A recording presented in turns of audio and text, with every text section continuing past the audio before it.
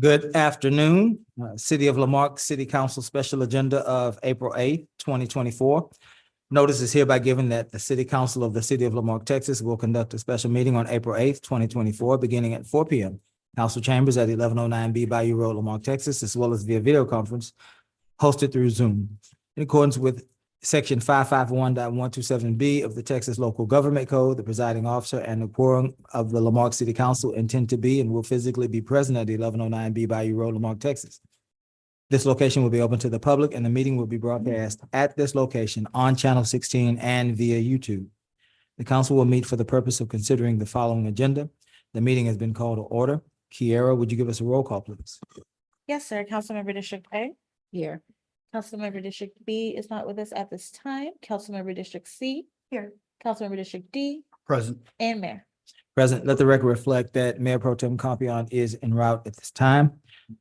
Item 3, executive session.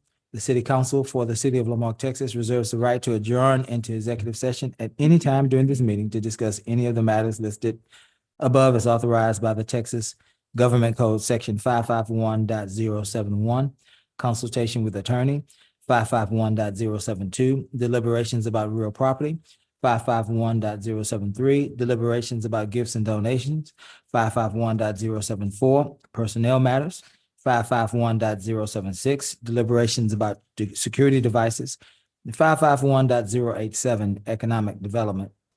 Today, council will be in executive session for 3 items. Item 3.1, section 551.071, consultation with attorney, Lamarque Economic Development Corporation versus the Texas City Terminal Railway Company, cost number 20-CV-0633 in the 122nd District Court of Galveston County. 3.2, section 551.071, consultation with attorney, discussion regarding possible financing options relating to the city of Lamarque. Item 3.3, section 551.074, personnel matters, discussion relating to the municipal court judge position. And it appears that those will be interviews of possible associate judges.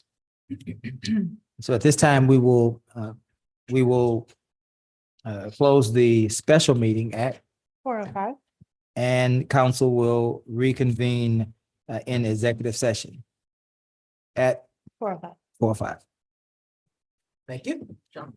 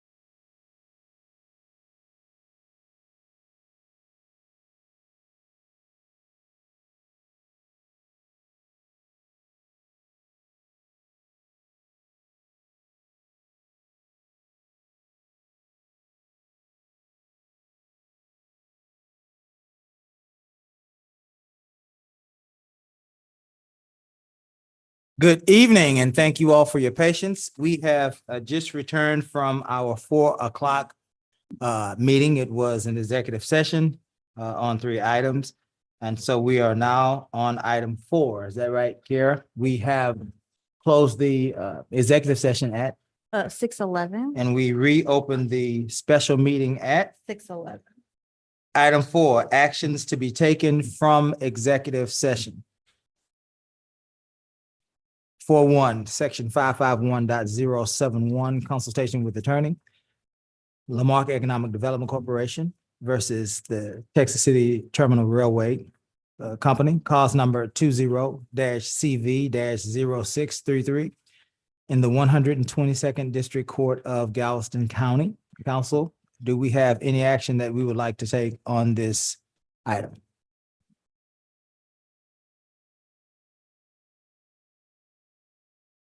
Mayor, I don't see any action item. It was an information update for, Very good. so Just wanted to make sure that we had that on the record.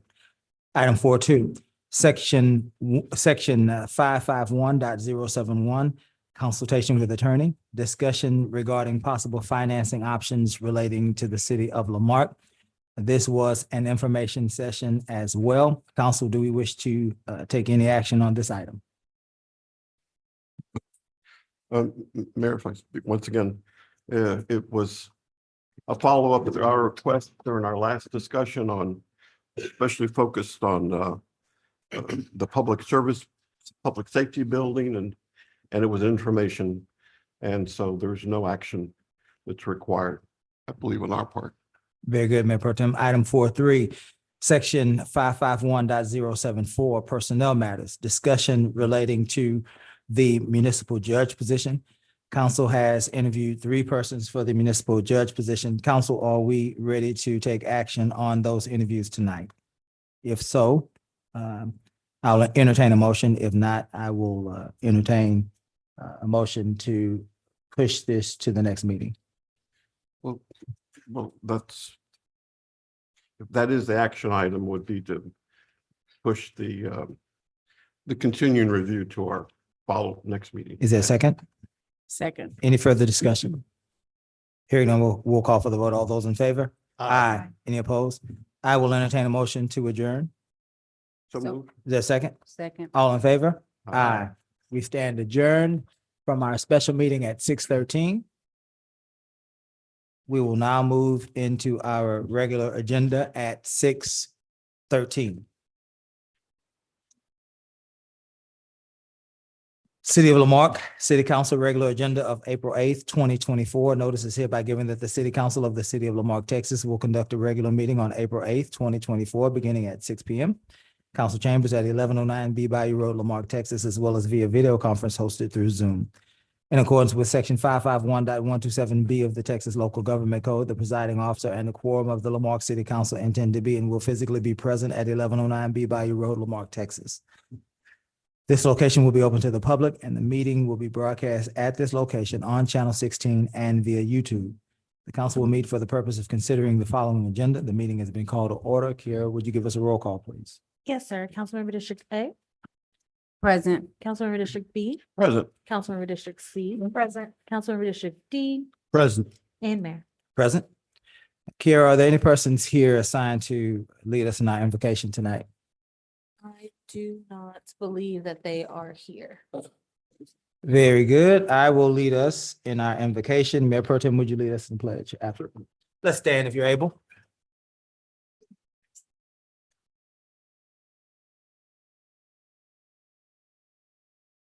Let's pray. Most holy God, we certainly acknowledge your presence in our lives and in this great community. We thank you, God, for the opportunity to serve you. We thank you for every person that calls this community home. We thank you for every appointed position. Lord, those persons that are serving us each and every day. We thank you for every volunteer position. Lord, most importantly, we ask that you lead and guide us tonight to deliberate on what's best for these, our neighbors, our family, and our friends. We trust you tonight. We ask all these things in the name of Jesus Christ. Amen. Amen. I pledge allegiance to the flag of the United States of America, and to the republic for which it stands, one nation, under God, indivisible, with liberty and justice for all. Thank you, Mayor Pro Tem. Thank you. Tonight, we have a presentation. Item 4.1, presentation of the All-America City finalists acknowledgement.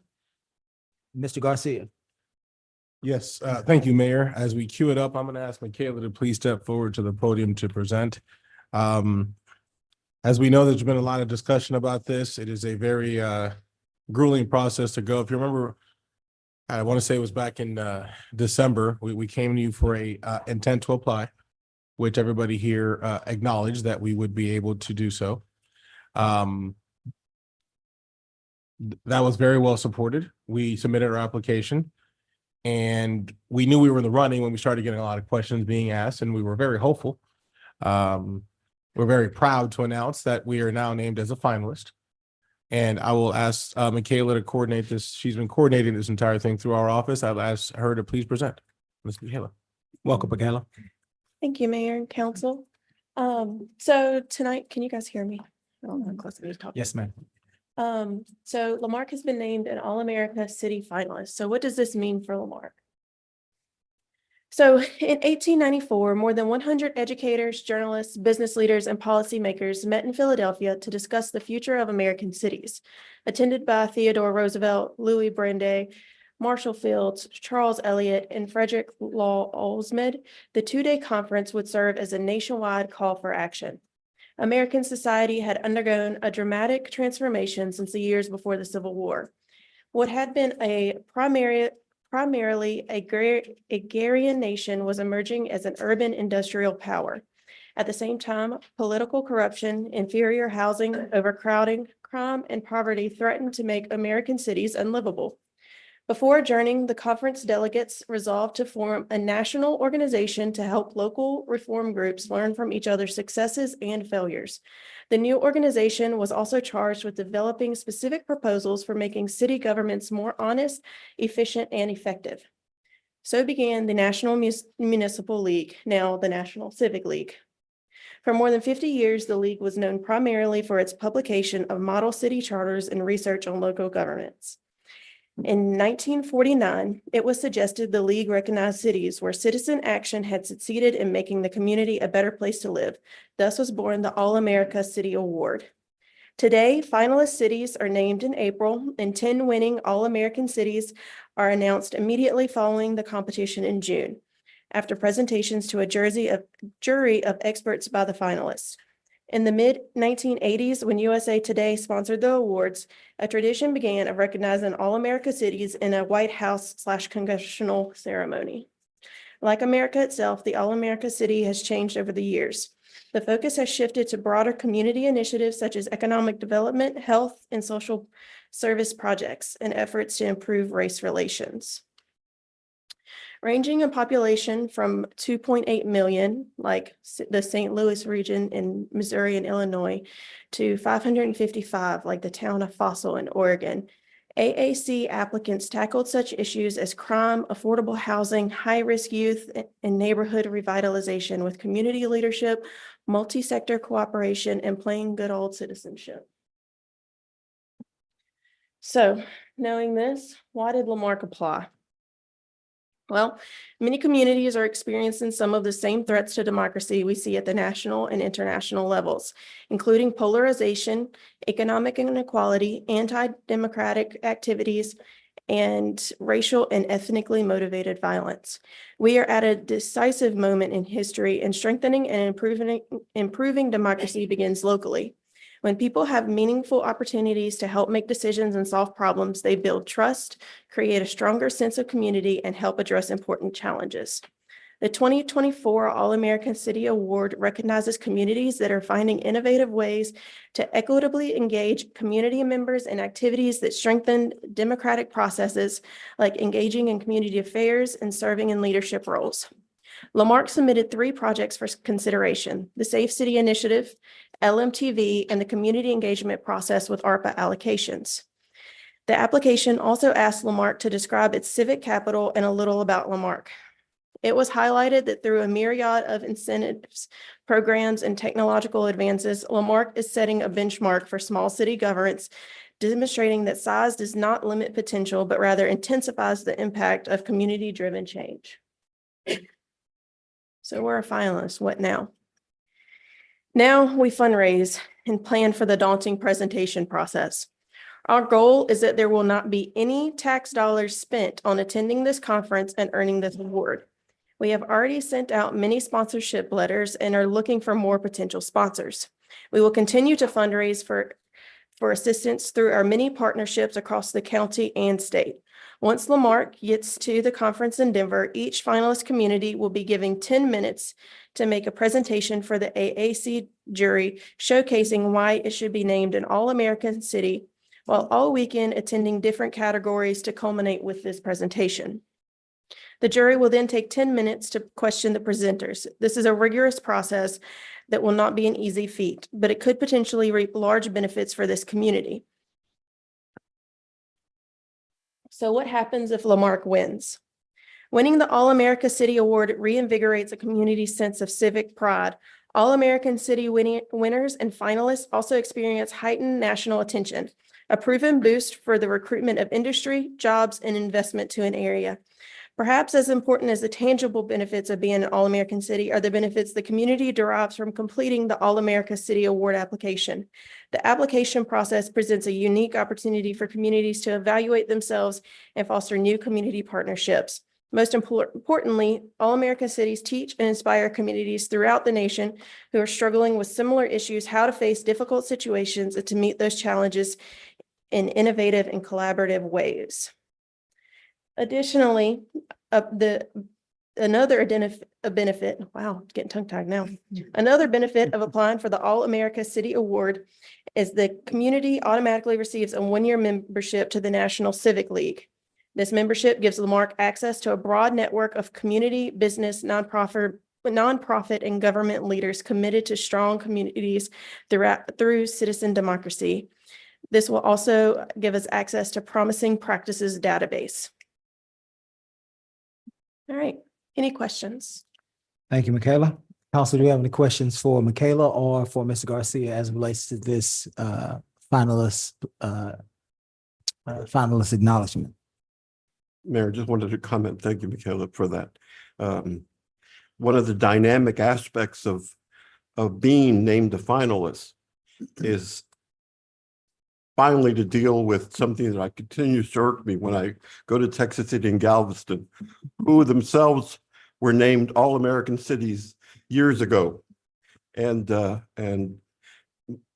being a winner in this competition is that symbol that we will be placed at the city entrances and acknowledgements, and we can proudly put it right across the one that Texas City has as well too, and join our sister city in proudly proclaiming this whole area as All-America. Thank you. Certainly. Mayor, thank you so much for allowing us to present this. Kudos to Michaela and the entire team that's been working on this project to date. We have a long way to go as we prepare to represent us in Denver. We look forward for continued community support and more information to come so we can continue to make a united presentation come June. Thank you. Okay, so that's in June? That would be In June, okay. So kudos to your staff. I think this is a very unifying award that we should all as a community work toward to get. And as Joe has said, I remember when Texas City was awarded, and I got to hear that from all of my good friends in Texas City. My good friend, Mayor Johnson, who, when we attended UT together, you would hear people say, you know, who's from Houston? And they would holler out Houston, Dallas. And you would hear this long voice to say, Texas City. So today we're saying Lamarque. So that's to everyone out there just to see the potential that this amazing city of 21,000 people, and I hope that we can all come together and celebrate this possibility. Just to be on the list of the top 20 is amazing in the nation. So I'm excited to see, and I hope I join you, Councilman Compion that hopefully we'll have that sign. I Yeah. want ours to be 2 times bigger. Bigger. We are hopeful. We know it's very competitive. We're competing against some very, very great cities. We're honored to be one of the finalists. Many cities have to go and compete several times. We've known of one city that had to go 7 times before they won it. We know it's very competitive, but we're going to put our best foot forward and hopefully represent the community well. Thank you. Very good. Any further questions? Let me just say simply that this award, this designation as a finalist says a lot of things. But what it does not say is that we have arrived. It says nothing about us being a perfect city or a city that is in any way excelling beyond our own expectations. Clearly, we have work to do in the city. Clearly, in this climate, not only in our city, but in our country, and even more importantly, in the world, there is a lot of anger and a lot of frustration with government. That's true. In particular, in our country, there's a lot of anger and a lot of frustration with our government. And that's because the truth of it is the American dream has escaped a lot of us. Whether you find yourself a Republican or a Democrat or an independent, whether you find yourself living on the East Coast or West Coast, government has failed all of us. And there is a rightful anger coming from many members of our country, no matter where you fall, no matter what you believe. That anger, let me say to you, in every instance, that anger is real. It cannot be ignored. It should be addressed. People are upset with government in general. This award says nothing at all about that real, legitimate, genuine anger and frustration with government. This award simply says, in the midst of rightful indignation, in the face of all of the things that government has left on the table for every citizen of this country, white, black, purple, or brown, this award simply says that there is a community that is trying to address the concerns of its constituency. And that's what an all-America city is. It's not a perfect city. It's not a city that has all the answers. It's a city that's willing to try, to collaborate, to find answers, to find a way to move forward, to make the city in which we live in a little better than we found it. And so from that standpoint, I'm excited for what we might be able to do. We don't all see it, and I get that, and rightfully so. But I want to thank Michaela and the rest of Mr. Garcia's staff for seeing in our city things that sometimes we can't see in our own city. So again, we move forward with this opportunity, saying nothing about us being the best city, saying everything about our heart being in the right place. And so again, thank you for your efforts, Michaela. Thank you, Mr. Garcia, for your efforts as well. There are other presentations and proclamations on this agenda.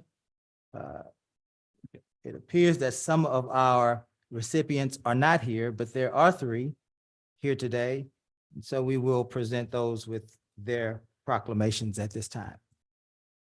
Amy Miller, perfect attendance. I'm just kidding.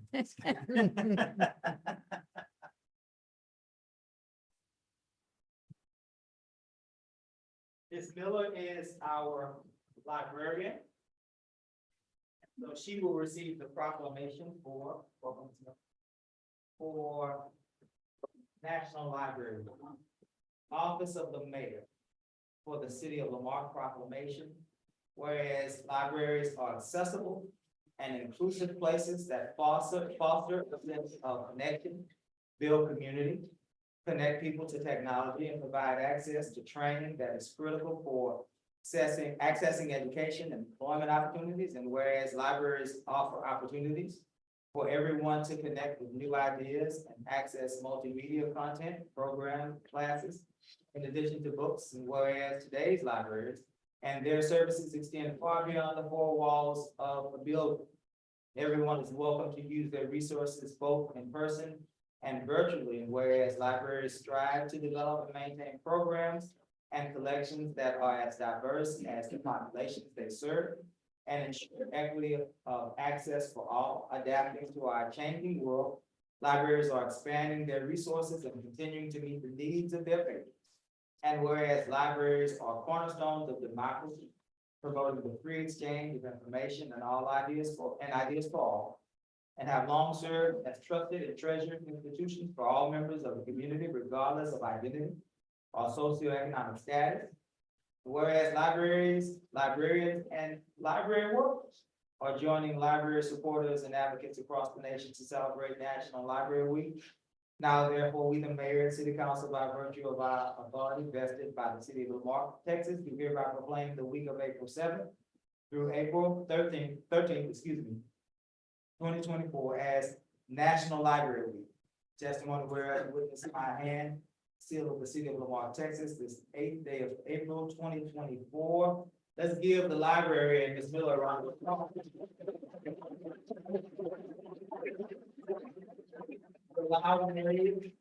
I believe this year received an award of excellence. Would you like to share that again with our constituents? Yes, earlier this year, we applied for and received an award of excellence from Texas Municipal Library Association. And that puts us in the top 15% of libraries in the state of Texas for the programs and services that we are offering. Good. Absolutely. Thank you, Ms. Miller, for your service to our community. You have time and time again through the library provided for innovative ways for our community to gather, for us to learn, and for us to grow. And for that, again, we owe you and your staff a debt.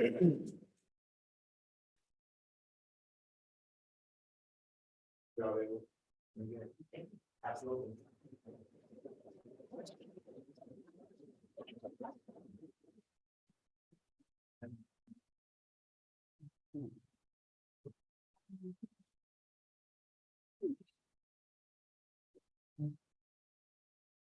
National Public Safety Telecommunicators Week. Are there telecommunicators?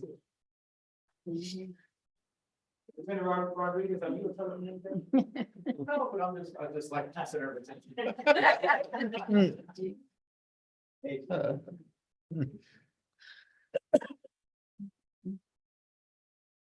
Telecommunicators are the lifeline of public safety and emergency response. Obviously, I'm familiar with that.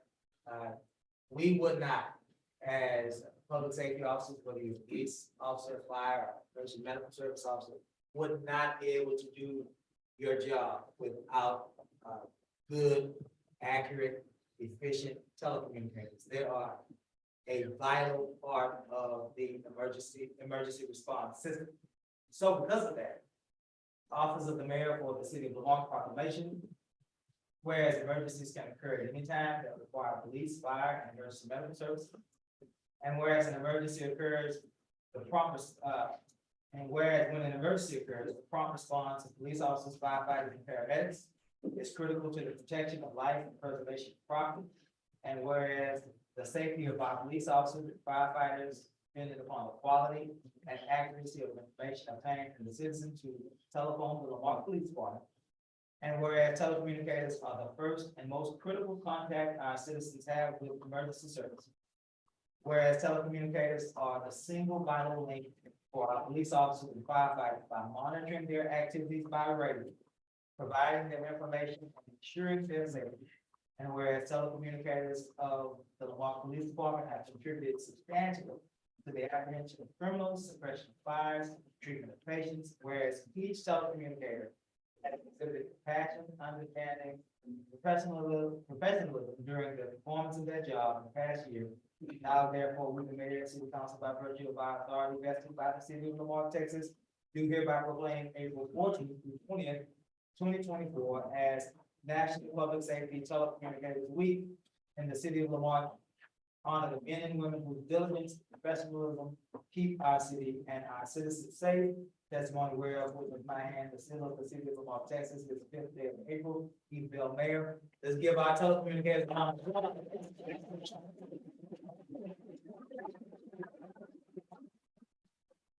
Certainly, if you don't mind, we'd like to ask you to introduce yourselves. Jared Marque, one of the telecommunicators for City of Marque. Maya, the telecommunicator for the city of Marque. Welcome. I was kidding, but Lieutenant Rodriguez, I believe, is their direct supervisors, chief is their department head, so Lieutenant Rodriguez. No, sir, I'm very proud of the job they do. They do a great job and we're lucky to have them. Absolutely. Like you said, Mayor, they're the lifeline for all first responders. We're sleeping and they're out there sending us on calls, and it's a tough job, and I'm real proud of all of them. Very good, very good. There's one. Thank you all. Mayor. Mayor. If I can, Mayor, I also want to say, we're hiring telecommunicators. This is the closest we've been to full staff. I believe we're down 2 now. So we're still looking for telecommunicators. It's been posted on our website. We're looking forward to getting some good people to join our team. Thank you. Thank you, Mr. Trustee.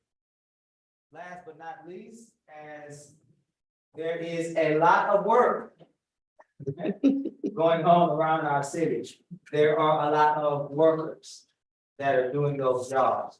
And so we honor today Work Zone Awareness Week, and I believe that would be Rick and these wonderful folks here. I was gonna call them young people. We've been. How are you, man? I'm good, sir. Good to see you. Hi. It would have made me feel good if I was able to call y'all young people. Again, we thank you all for certainly serving our city. The work that you do many times goes unnoticed, but we're noticing today. We acknowledge that you all are hardworking individuals, and our city is better for your efforts. And we want to keep you all safe. We want you to go home to your families. So we want to bring awareness. Rick, thank you for doing this. We want to bring awareness to your work, but also awareness to your work environment so that we can become better at keeping you safe by our actions.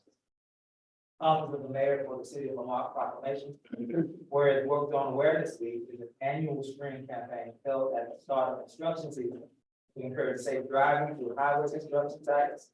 Whereas the 2024 Work Zone Awareness Week theme is work zones are temporary, actions behind the wheel last forever.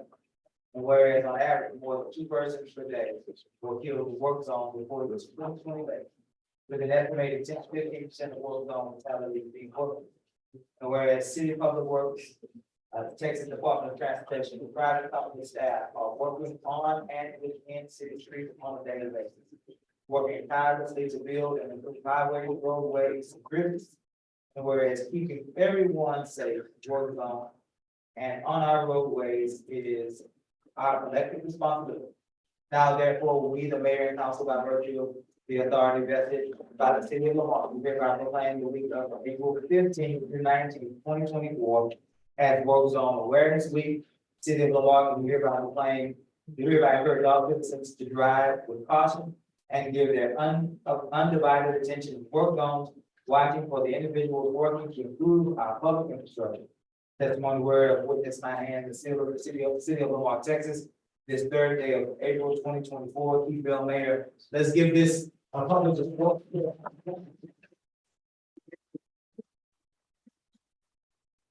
We would certainly like to have names with faces. So if you all don't mind, would you introduce yourselves to our audience? Well, my name is Tom Brown. Caleb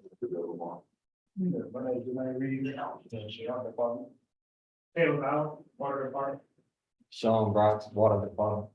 Ryan Hernandez with the streets. Rick Silent direction. Greg, did you have anything? you And want to say? yeah, and these guys do a great job. They're out there. Chief mentioned sometimes a lot of people get to sleep at night. A lot of these guys don't. Caleb has been out all night. Sean's been out all night.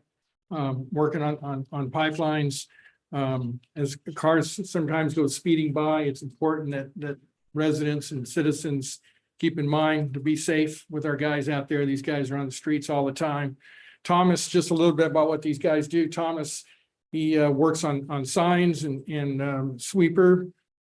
Jermaine and Caleb have done an excellent job for us on doing valve exercising, valve locations, and making sure we can get the pipelines off.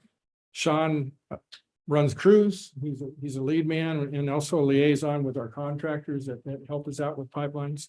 And Johnny here works streets, asphalt repairs, and soon to be a mosquito applicator for our mosquito fog.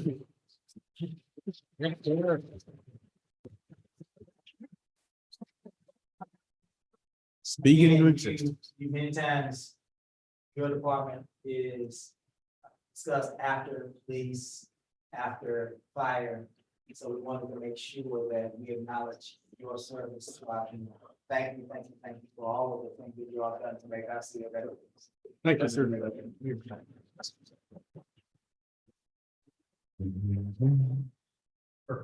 Very good. Thanks, guys.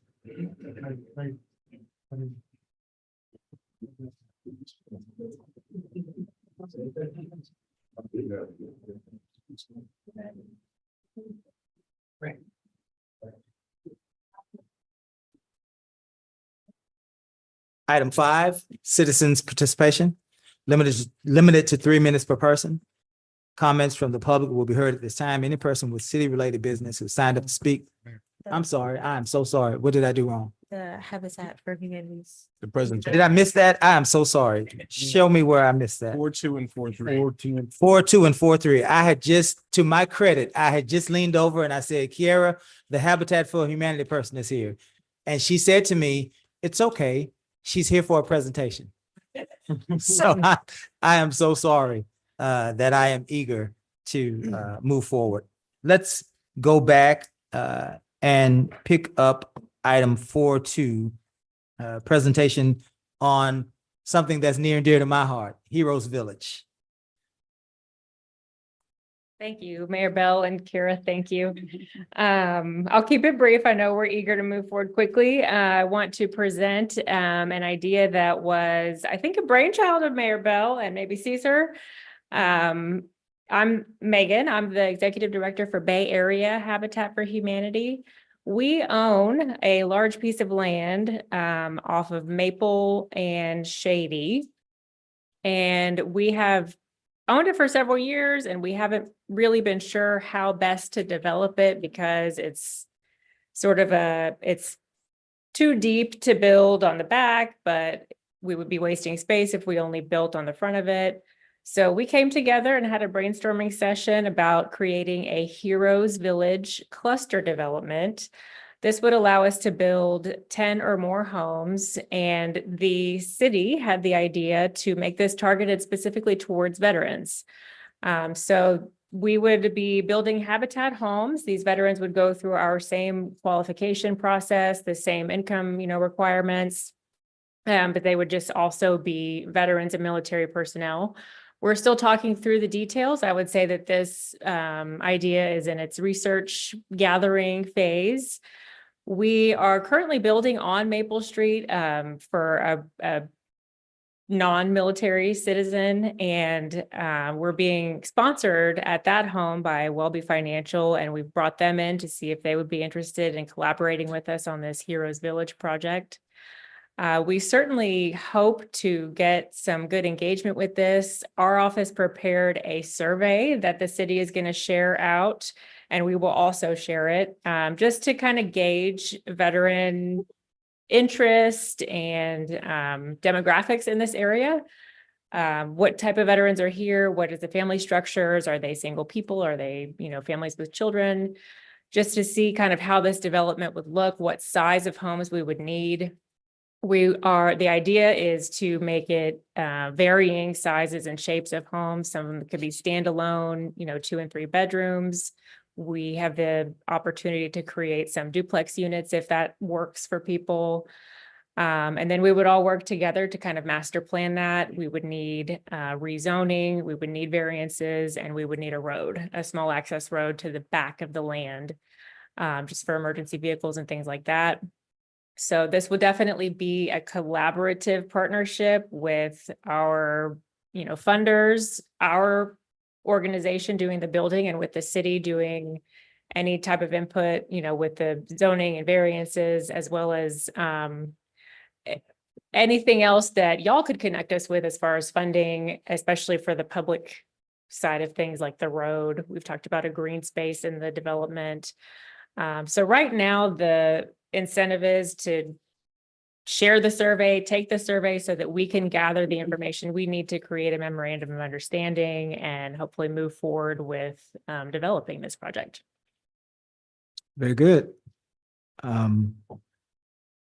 Council, do we have any questions for the Heroes Village, for Habitat for Humanities and this Heroes Village concept? As a retired guy, I love the idea. I had this conversation with y'all a few times.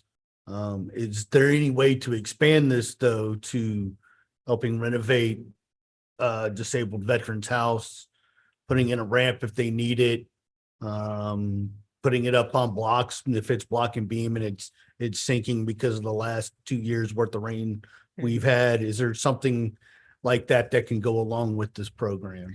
We're certainly open to discussing it. We're not currently focusing on repair projects, but we would love to start doing that again once we get once we are rolling effectively on new home builds. So right now we have 3 homes in progress. We have a very thin staff. We're kind of rebuilding after COVID for our particular branch of Habitat for Humanity. So I know that we've done repairs in the past. We would love to do them again, especially we love building wheelchair ramps because that's a simple project that we could put volunteers on. So I will want to get with you on that actually, because we have something coming up that might work with that. But right now repairs are not a part of this specific project, but we are open to talking about it. Okay. Any further questions? I believe we were out at the groundbreaking on Maple Street.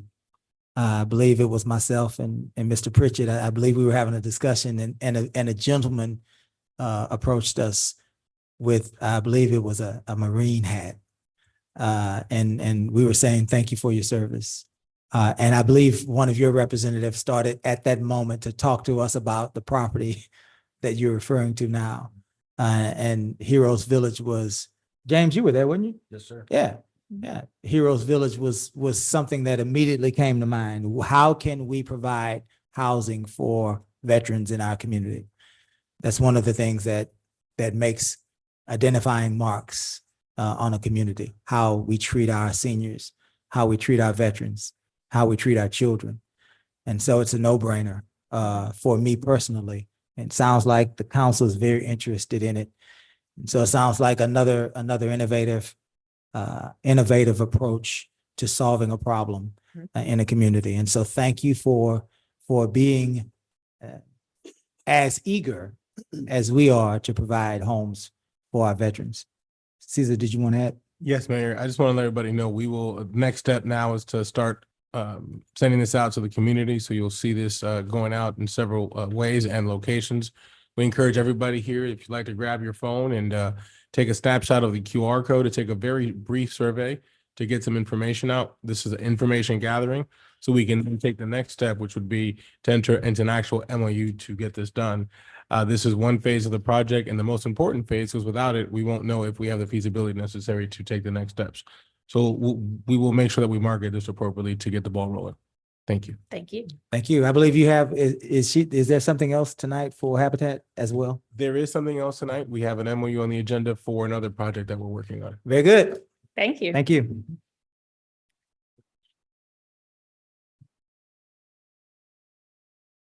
Who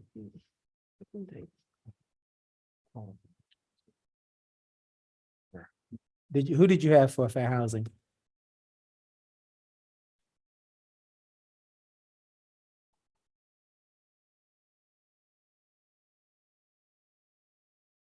Okay, okay, thank you.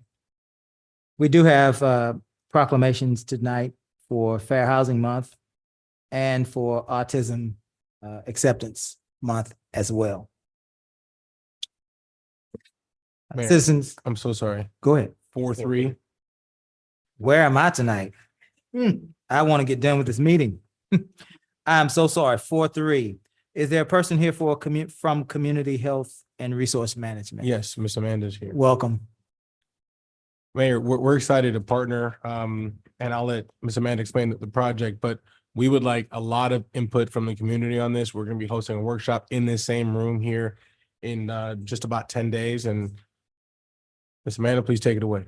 Yeah, thank you so much for letting me be here tonight to kind of talk about what we're going to be having here in a couple weeks. So I'm with Texas A&M AgriLife, and we are bringing CHARM, which is Community Health and Resource Management, CHARM workshop here to Lamarque. And this is made possible by the Texas GLO Clean Coast program. I just wanted to throw that out there real fast. This is a cost-free workshop, so there is no cost for anyone to attend or for us to be here. But so what CHARM is a tabletop platform that we use to bring key decision makers and stakeholders in the community together to have a conversation about future planning and looking at your existing flood risk in your community. We use this tool to help community leaders understand how they can become more resilient and where maybe some gaps are in their communities where they could start focusing other efforts on. And being here tonight was actually good because I got to hear some things that I think are already good topics of discussion for this workshop. So we go through real planning scenarios that you guys may have, as well as hypothetical, pie in the sky if you could do this. But I do know you guys are also working on some other initiatives here, with your visioning plan. And so this is an opportunity to kind of just do some rough sketching of what might actually you could look at as far as planning for your community. So we are having this on April 18th from 9 to noon, and it'll be in this room. It will be set up a little bit different. We don't do it classroom style. We do more around the table kind of conversations. I did bring printouts. I don't know if I can leave them with you, Absolutely. but I brought out some flyers with the QR codes. If anyone would like to attend, they could go ahead and register on the link. I also have my business card in here.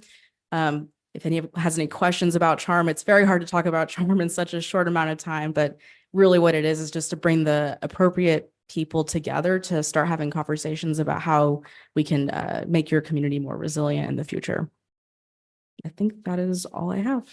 I just wanted to say, as you can see from the image that's there right now as part of the flyer, that's what we're going to convert the room to look like, with over table projectors set up in different stations, similar to the focus groups that we've had in the same room when we did some capital improvement planning.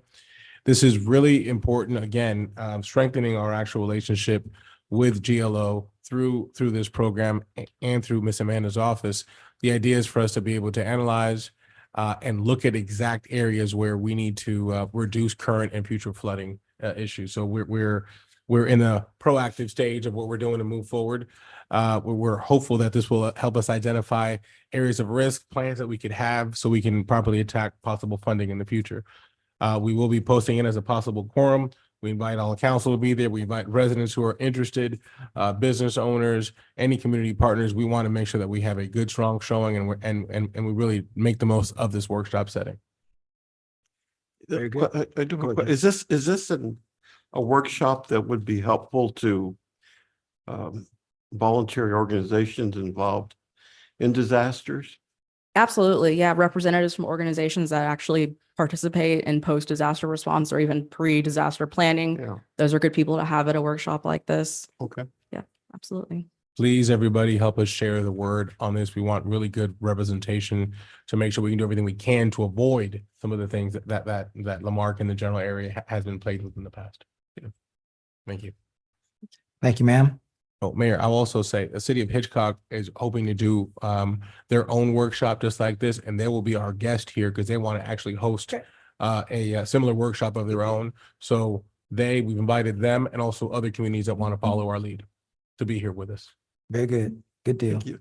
Thank you. Thank you. Hey, Kiara, is it okay to go to item 5 now?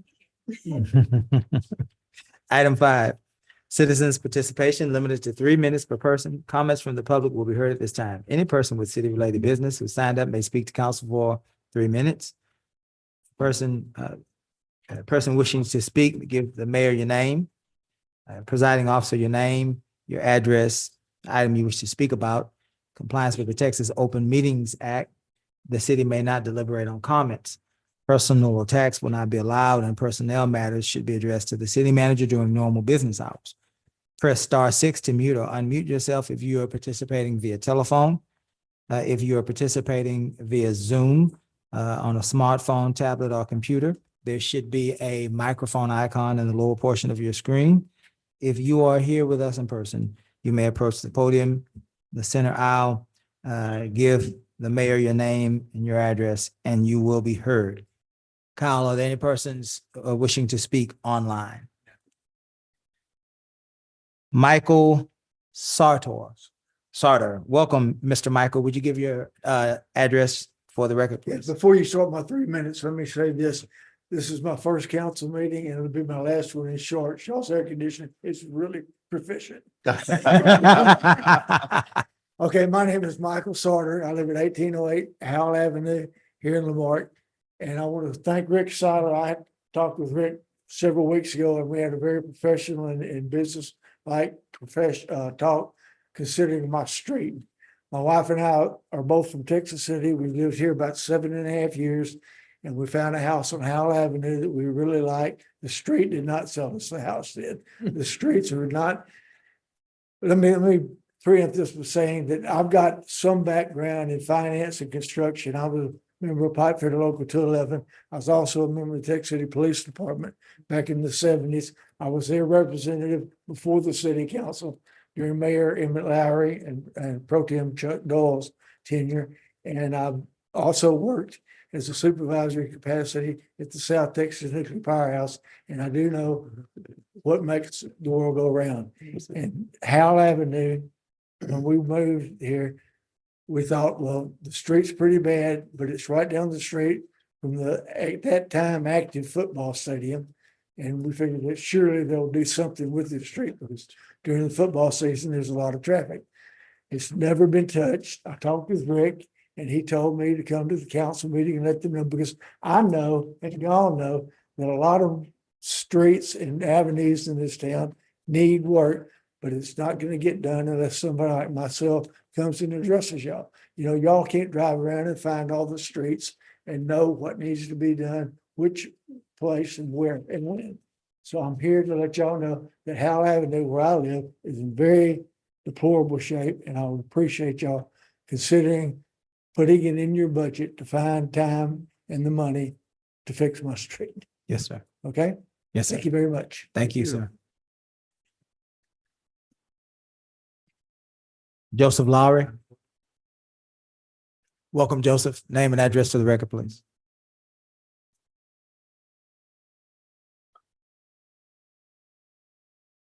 Joseph Lowry, 2503 Cedar Drive. Jumping ahead on that agenda. I get it. Trying to get out of here. It's a long drive back to Houston, isn't it? I got Mr. Lowry, no personal attacks, please. Welcome. So I'm gonna exercise my constitutional right of free speech, so please don't interrupt me for 3 minutes. These are some Richmond council members to see. And you know, you were speaking on how people are angry at their government, and I see that. And you know, they have right to be when there's, you know, election interference or, you know, elected officials, you know, threatening law enforcement, stuff like that, and there's no repercussions. It's kind of a, it could upset people. But what we're talking about today is the denial of official request result in election interference, manipulation, and fraud of an election. I recently requested to have the same use of a public building as two of our current elected officials, and I was denied through a city attorney. So not only did we not get an answer from the city manager, but we spent money to have a city attorney reply to me.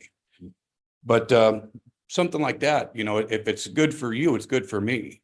And this is actually called a community building, so but that's all for today. Thank you, Joseph. Rashad Loftus. Welcome, Rashad. Name and address for the record, please.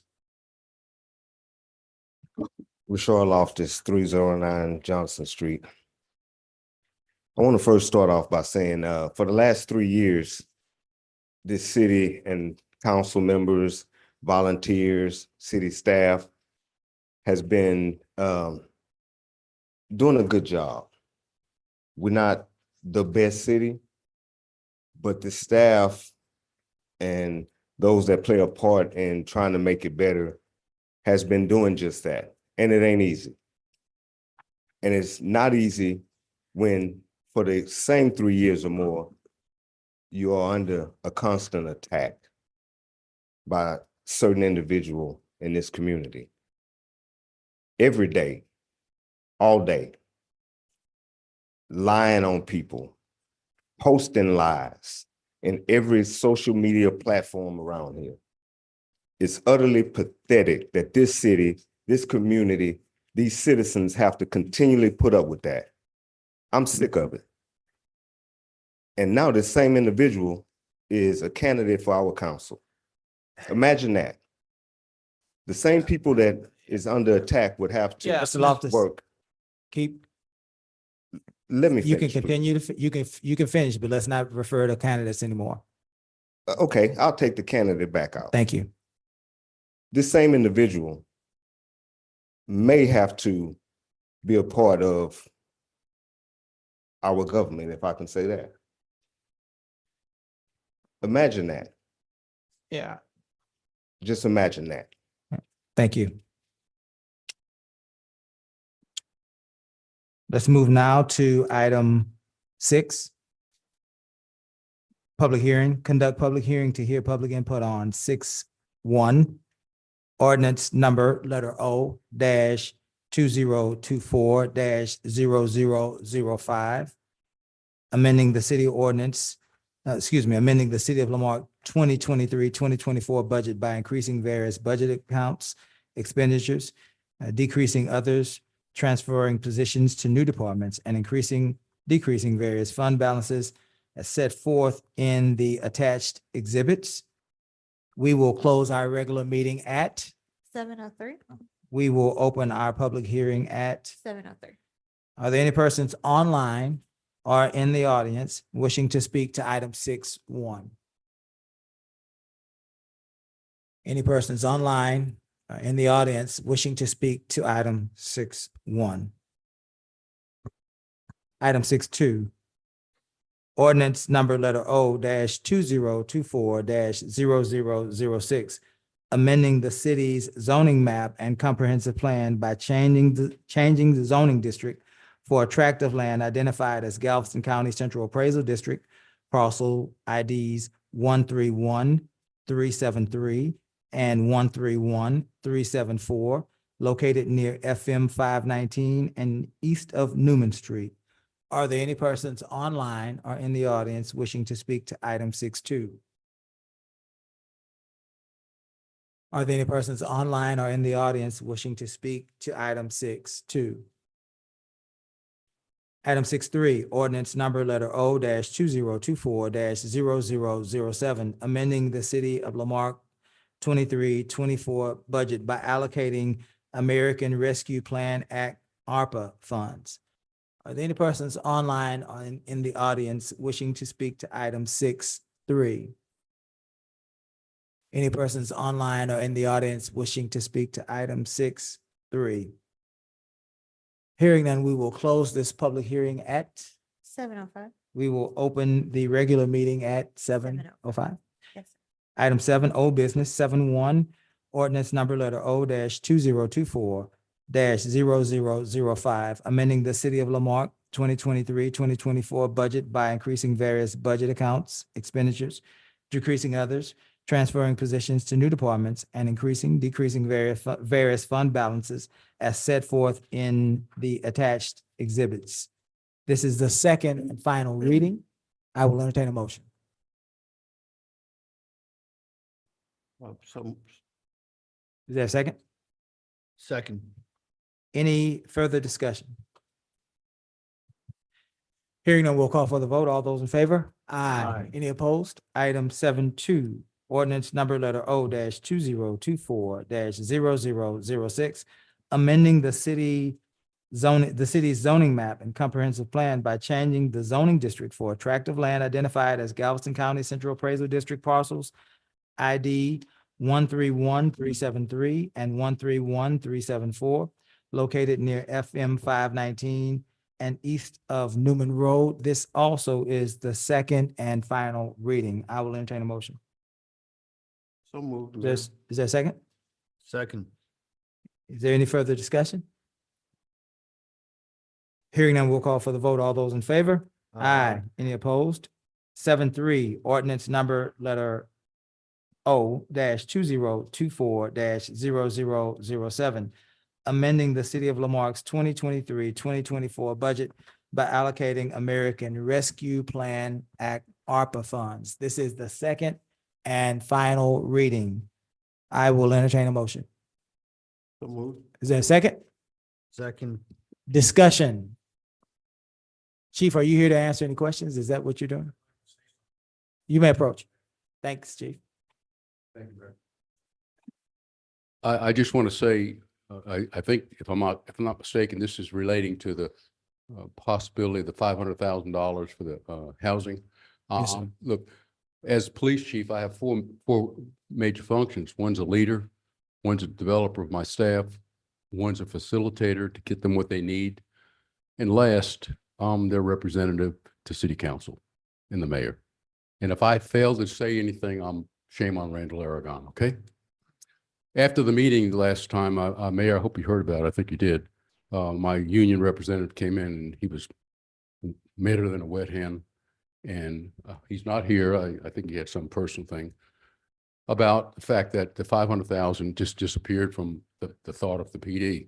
We're living in a 54-year-old building, as you know. The building, if in some parts you could be like you're in the Arctic, in some parts you could be like you're in the Mojave Desert, because of all the rooms that were built and the ducting is all messed up and so forth. Please don't forget us. I know we might lose this 500, but there's 400 or something left. At least work on our building. We live there, we work there. I'm there 12, 13 hours a day, sometimes 7 days a week. My guys are in and out, and it's just embarrassing. We had stains on the carpets. People are saying, what's going on here? And if I don't say anything, shame on Randall Aragon. We need to look at our 10,000 square foot building. It was built in 1970. And I know bonds are not very popular in our city, and I can't remember the last time one was approved. The COs are there, and that's where that 400K is, or changes. That 400,000, I think, that's in that somewhere. So whatever it is, we're jealous of the fire department, as you know. We have been and we continue to be. So please do something for our first responders in the police department. Any questions? Thank you. Go ahead, Jim. Just wanted to say publicly, Mayor, not Mayor and council members, and to you, Chief, and all of our public safety officers, is that and also in discussions that we've had with the city manager here, is that we understand there's an ongoing maintenance issue with the existing building over there. And we're not ignorant of that particular aspect of it. And we're going to be monitoring as soon as we get an accurate profit and loss statement. We've not had one, and we have something that we need to get our hands on, right? That's a responsibility that I take very, very seriously, as you do, Chief, in terms of the numbers, right? And I believe from my calculations, there is availability there. That's just my personal belief, but I need to see those calculations. Sure. And so I personally, and none of us here, I'm honored to serve with this council. None of us here. all of us here are just as concerned as your own police union and the other members there in terms of now dealing in some way, the best way we can, with the existing property, right? But ultimately, and I said it last time as we had this discussion, I, for one, and there are other members of council here stepping, if we started that process this evening in an executive session to say, let's start that process to get serious as a community, to find the will. And that's what it comes down to. For me, it's, I really don't care if a yes vote in this means someone wants to kick me out. I really don't care. My responsibility is to the protection of the citizens of Lamarck, and in doing so, the police officers of our fine city. And so to that extent, I'm for one, and I know all of us here are going to be making that effort. When we realized the mayor really did a lot of work a year and a half ago to get the, whatever we were going to do, the bond or the CO, and an arduous task. And we thank you for that, Mayor. But please don't forget us, even if it's doing something temporarily, because we live there right now. Do something in that building to make it better. And then we can look at the big picture, the bond that never makes it and so forth. We just know there's not any luck with bonds in our city for some reason. But something's got to be done. And Mayor, we thank you. You put a lot of work in that. We remember it went kaput, but it didn't work. But we tried, you tried, and council tried. Councilman Yancey, you worked hard on that too. So, okay, I just thought I'd mention that without, I have to say that as a representative of our department. Okay. Yeah, absolutely. Thank you. Absolutely, Chief. I'll say this. No, I mean, you can, Chief, hang around if there are questions for you. I will say this, we have tried. We are in the process of continuing to try. One of the things that causes concern is the fact that the fire department was able to realize a new fire station from a certificate of obligation, a CO, which is a tool that can be initiated by the council without voter approval, has mechanisms for voters to respond, but it can be initiated without voter approval. One of the issues is that a fire station cost $5 to $6 million at the time. The police station that we were looking at was about $15 million. And so certificates of obligation also have associated with them fluctuations in tax rates. And so when you're looking at a $15 million proposition and also a fluctuation in a tax rate, that can be very dangerous for a community. And so certificates of obligation probably would not have been the best fit for something like that. The political climate has changed. We are in a climate of voter approved debt. People are watching very diligently their pocketbooks and their expenses. And people want to be more involved in the decision-making process. One of the reasons why, very quickly, I believe that general obligation bonds have not been successful in the city is because we have not tried them in decades. The second reason is that we have not been able to communicate the need as a community. And so I endeavor to work harder at communicating with our citizens, our residents, on the plight and the current condition of our law enforcement facilities. I believe that the people will support our police department, and I believe that there will be an opportunity for them to exercise that in voter approved debt. Again, for me, as long as I'm the mayor, I believe in voter approved debt, unless you're talking about a police car or a fire truck, right? Things that we need right now to continue to save lives and things of that nature. But I have more faith in the people of Lamarck and their willingness to support our police department in a very meaningful and impactful way. Now, let's say that doesn't happen. Let's say that somehow, some way that does not get to a vote, or that the vote is not successful. I believe, and this is where I'm going to right here in this conversation, if you can, Mr. Garcia, I'm going to ask for a different plan. If this fails, how will we then accommodate the issues of space and safety in our police department?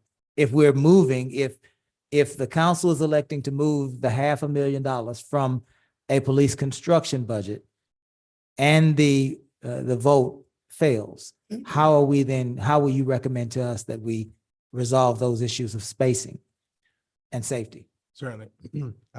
Many options that we have to move forward. One of the things that we did after our last council meeting or the one before that, we're establishing an in-house group of folks, including our police officers, to discuss how we're going to program the building and find out needs versus wants. We have a pretty conservative list. We're going to expand on that list and then find out how we're going to program. We have to find out what we need first before we can get it. We're gonna look at all funding sources, similar to how we've looked at Water Development Board and Tech Stop for streets. We're gonna look into a pot of funding that may be available for municipal buildings and bring those options forward. If the bond does not go through, or we're not successful in that, then we'll have other forms of the possibility of looking into that. In the meantime, what we do have is you have $500,000 currently allocated through, and don't quote me, I'm sorry, I believe it's the 2017 CO bond, correct me if I'm wrong, that we put aside specifically for improvements to the current facility. We're working on revamping what we're going to do in interior and exterior over there to get that started. That was supposed to be an initial kind of jump to get things going there. There's a lot of needs. Currently, the fact, most important and most pertinent, that Cal is already working on is their AC situation. That's number one that we're working. We've already started procuring that, and we'll be bringing that to you as soon as possible if it exceeds the actual threshold for us to proceed. We're actively working on it. We want to continue working on it. We need to make it as most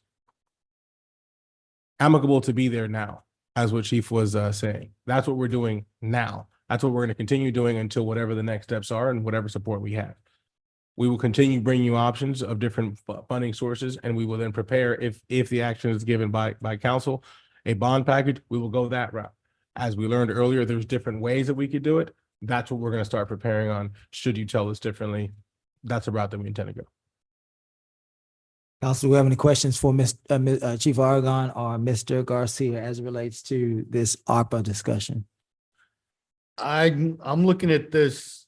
I thought we had moved the HR finance software and the water usage software to this year, and some of the stuff like the asphalt zipper and stuff to 2025, because you never got real answer if we had somebody that could use those pieces of equipment. The concrete saw, the asphalt roller. Do we have people that actually use them, or are we going to buy a piece of equipment that's going to sit while we wait for somebody that can use them? Councilman Ross answered that question. Although those years might designate a approximate time where we may use them, we will be allocating all of these items that are on here and commence the actual procurement of all of them this year, because we have to allocate them by this year. That's what we learned at the last meeting. We brought you the same one in case there's any changes. We could not bring you a different one. But to answer your question, we have already trained on this asphalt zipper. We had them do a demo. Actually, Volney, was it on Volney that we had them do a sample test on it? We had our staff on the machine already. So we've already been trained on how to use it, in hopes that if we were able to purchase it, we're already ahead of that game.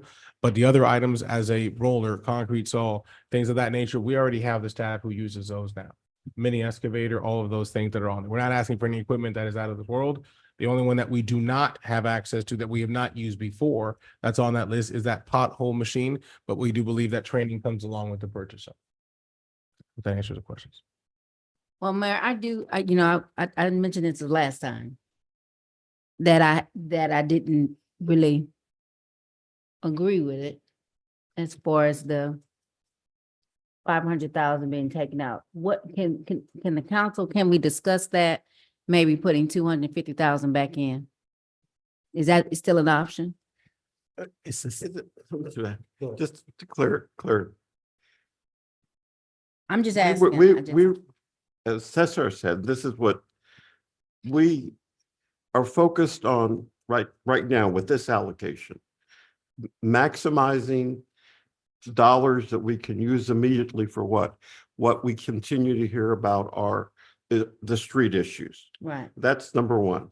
And number two, as I said, that I intend to supplement that to the extent possible and perhaps maximize those dollars by identifying those streets that could fall into the transportation categories.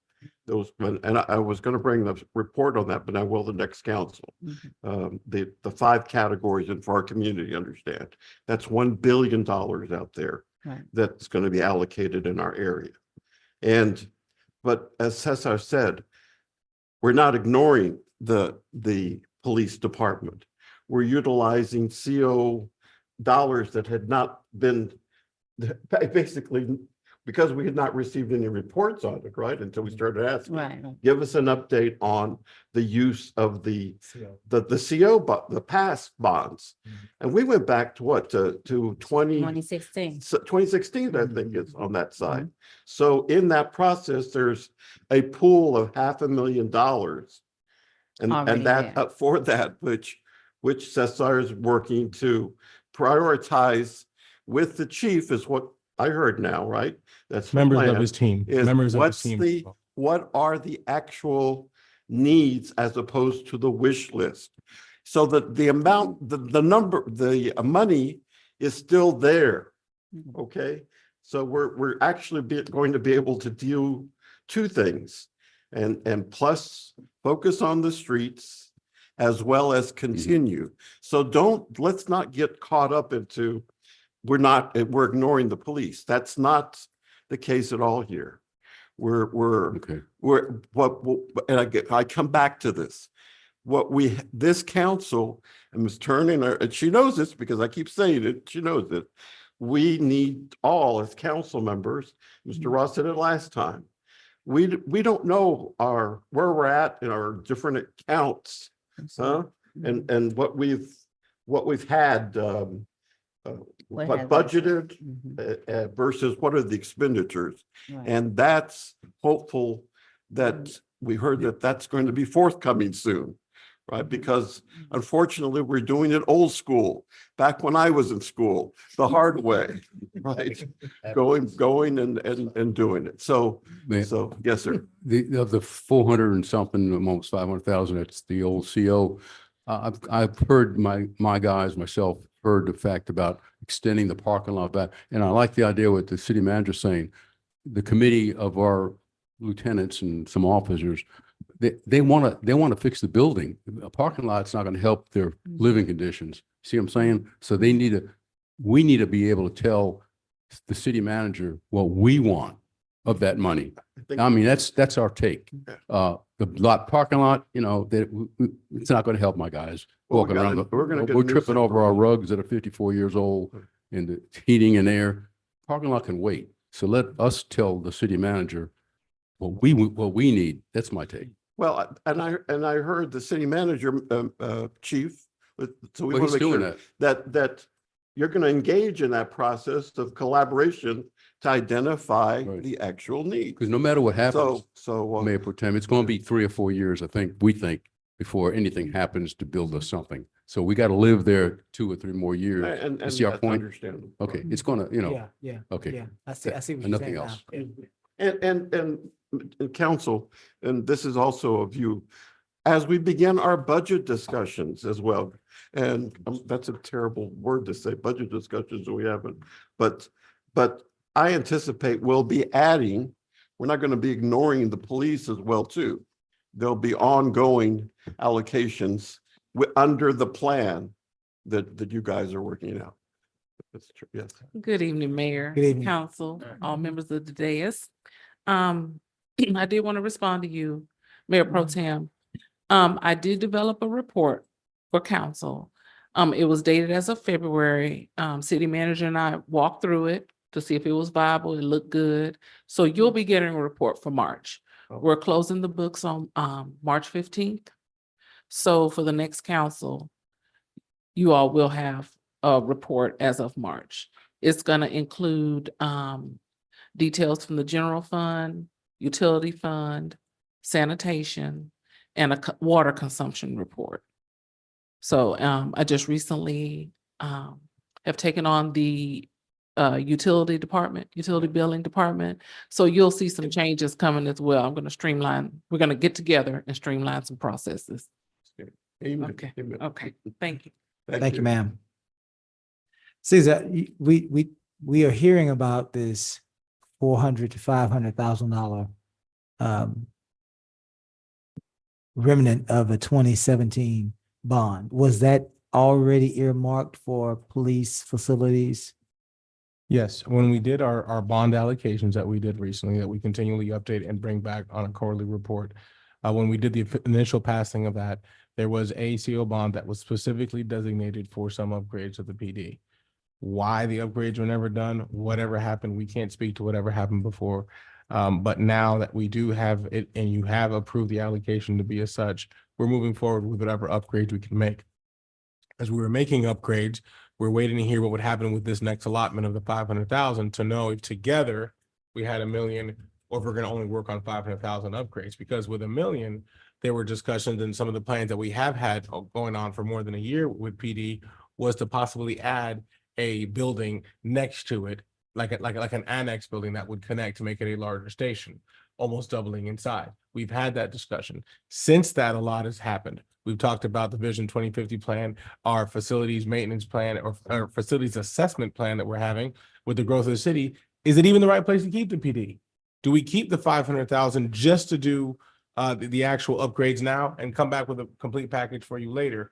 All those things have been taken into account. First and foremost, now that we hopefully, once this item is done and we can allocate these funds tonight, so we can get started. We can't start until we allocate.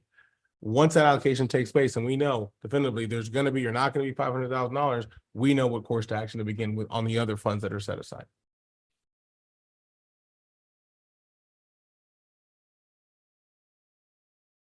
Go ahead, Mayor.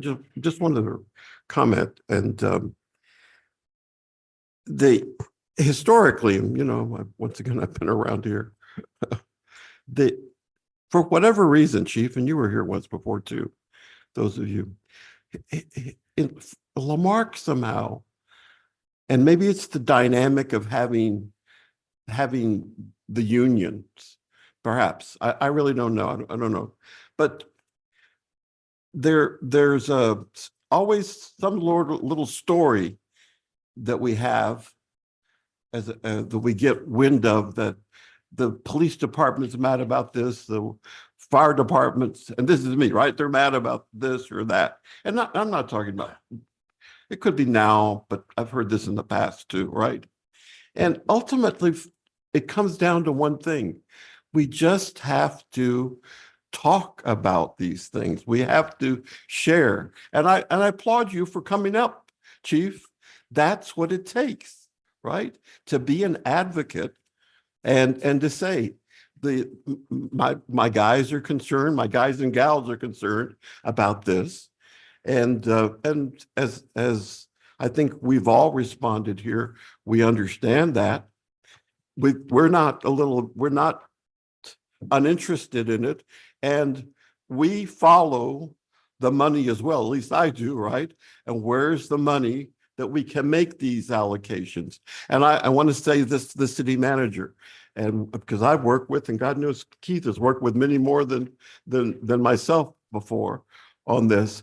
But of all the engagement that I've had with past city managers, I want to thank you, Mr. Garcia. You have been one of the most conscientious that I've had in terms of really looking at the dollars and saying, you know, we've got this and on this side, and you followed through as well too. It's been an exceptional job by everybody, but just don't be mad and sulk. Continue being that advocate, Chief, and working with the city manager and the other department persons, and we'll get through this. We're not ignoring anybody on that side. Thanks.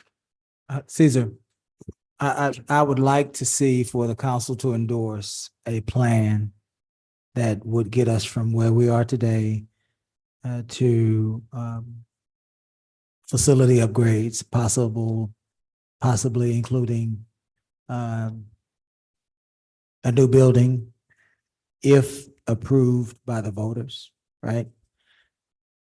But also if a vote is unsuccessful, or even if it never happens, I would like for the council to endorse a plan that would call for us to replace that $500,000 in the event a bond is unsuccessful. We want to keep our commitment to our police. They have suffered through buildings that were not designed for them to use, and no fault of yours or mine or anybody here, but the truth is the truth. And if we are investing wholeheartedly in a safer city, part of that is the ability of our officers to do their job. Part of that is adequate equipment, compensation, but also working conditions, right? And again, nobody here created that problem, but everybody here can participate in the solution. Chief, I want to thank you for your patience. I want to thank you for your courage, obviously, to represent your officers. And I want to thank the men and women of the Lamarque Police Department who've suffered with countless councils and communities who have wanted to, in all of our hearts, provide the best for our police officers, but simply have not been able to find a way forward. And so again, thank you all for your patience. Again, we want to move forward, and we will move forward with something that will help you and your department do your job better. Right. Any further discussion on this item? Kara, where are we? Did we have a second? We And do have a motion and a second. We do not have a vote. okay, any further discussion on this item? Hearing none, we'll call for the vote. All those in favor? Aye. Any opposed? Item 8, new business. Items presented to council for discussion and possible action. 8.1, proposed resolution designating application for grant application submission and signatory rights for contractual documents pertaining to the Firehouse Subs Public Safety Foundation Grant Program. Mr. Garcia. Thank you, Mayor. This is a grant. Again, here we go, trying to maximize our fund dollars. These are grant opportunities that we would be remiss if we did not try to apply for. You've already passed the allocation of the ARPA funds. However, how great would it be that if we're funded with some of these grants before we make the purchase of these items, we came back and told you, hey, council, guess what? Those $50,000 that you put towards the side for X, Y, and Z purchase, we can now reallocate that towards whatever you may wish to do. At that point, we can choose to reallocate as long as we get it done before the end of 24. So those are our hopes. That's our wish to keep staying aggressive. We said that our goal was to bring on average of 1 grant application per meeting, and we're exceeding that. This application is specifically for the Firehouse Subs Public Safety Foundation, where we hope to get some of that much needed equipment. Thank you. Any questions for Mr. Garcia as it relates to 8.1? Mr. Garcia, Sir. May I ask you and your staff to also look at, once we deal with this item, the Jersey Mike's. I participated in their National Day of Giving, where they allocated all of the sales here in the store, hopefully back to our community, but you look at that source as well too. Will do. Thank you. Any more questions for Mr. Garcia? Hearing none, we'll entertain a motion. There's no motion? All right. 8.2, proposed resolution. Yeah, it's a resolution. I will entertain a motion. Is there a second? Second. Any further discussion? Hearing none, we'll call for the vote. All those in favor? Aye. Any opposed? This resolution will be known as resolution number R-2024-0022. Thank you, ma'am. 8.2. Proposed resolution authorizing application submission for the Department of Homeland Security fiscal year 2023 Fire Prevention and Safety Grant Program for a mobile fire / arson investigation unit. Mr. Garcia. Same as the previous one. This is some of the items that we've identified that we were not able to allocate funds for through ARPA. We're trying to find another method and way of doing it, of getting that accomplished. Council, do we have any questions for Mr. Garcia as it relates to item 8.2? Hearing none, we'll entertain a motion. So moved. Is there a second? Second. Any further discussion? Hearing none, we'll call for the vote. All those in favor? Aye. Any opposed? 8.3. Bid That one's 2024-0023.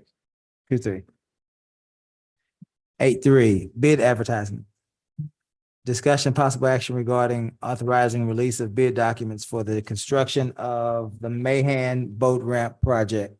Council, do we have any questions for Mr. Garcia? Relates to 8.3.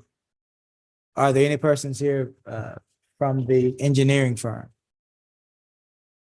No, Mayor, no one's here, but we did bring this already to the council before. We've been awarded the funds.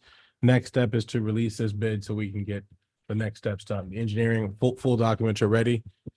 Next step is to release this RFP and then hopefully get a really good group of companies to bid so we can move the project forward. So I have a couple of questions. Sure. And we don't have to necessarily go into an extensive discussion about it, just for my own personal knowledge. Do we have a fish cleaning area on the plan? Do not know, but I'll find out. Good idea, right? I don't even fish. Wait a minute. Okay. Covered tables.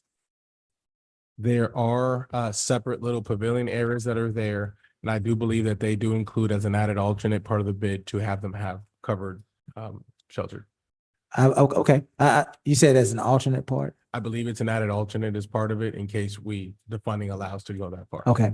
Can we do everything in our power if council agrees to push our funding that far? Yes. Okay. Lighting. We went to TML last year and they had those wonderful, James took me to a section, got me, found me.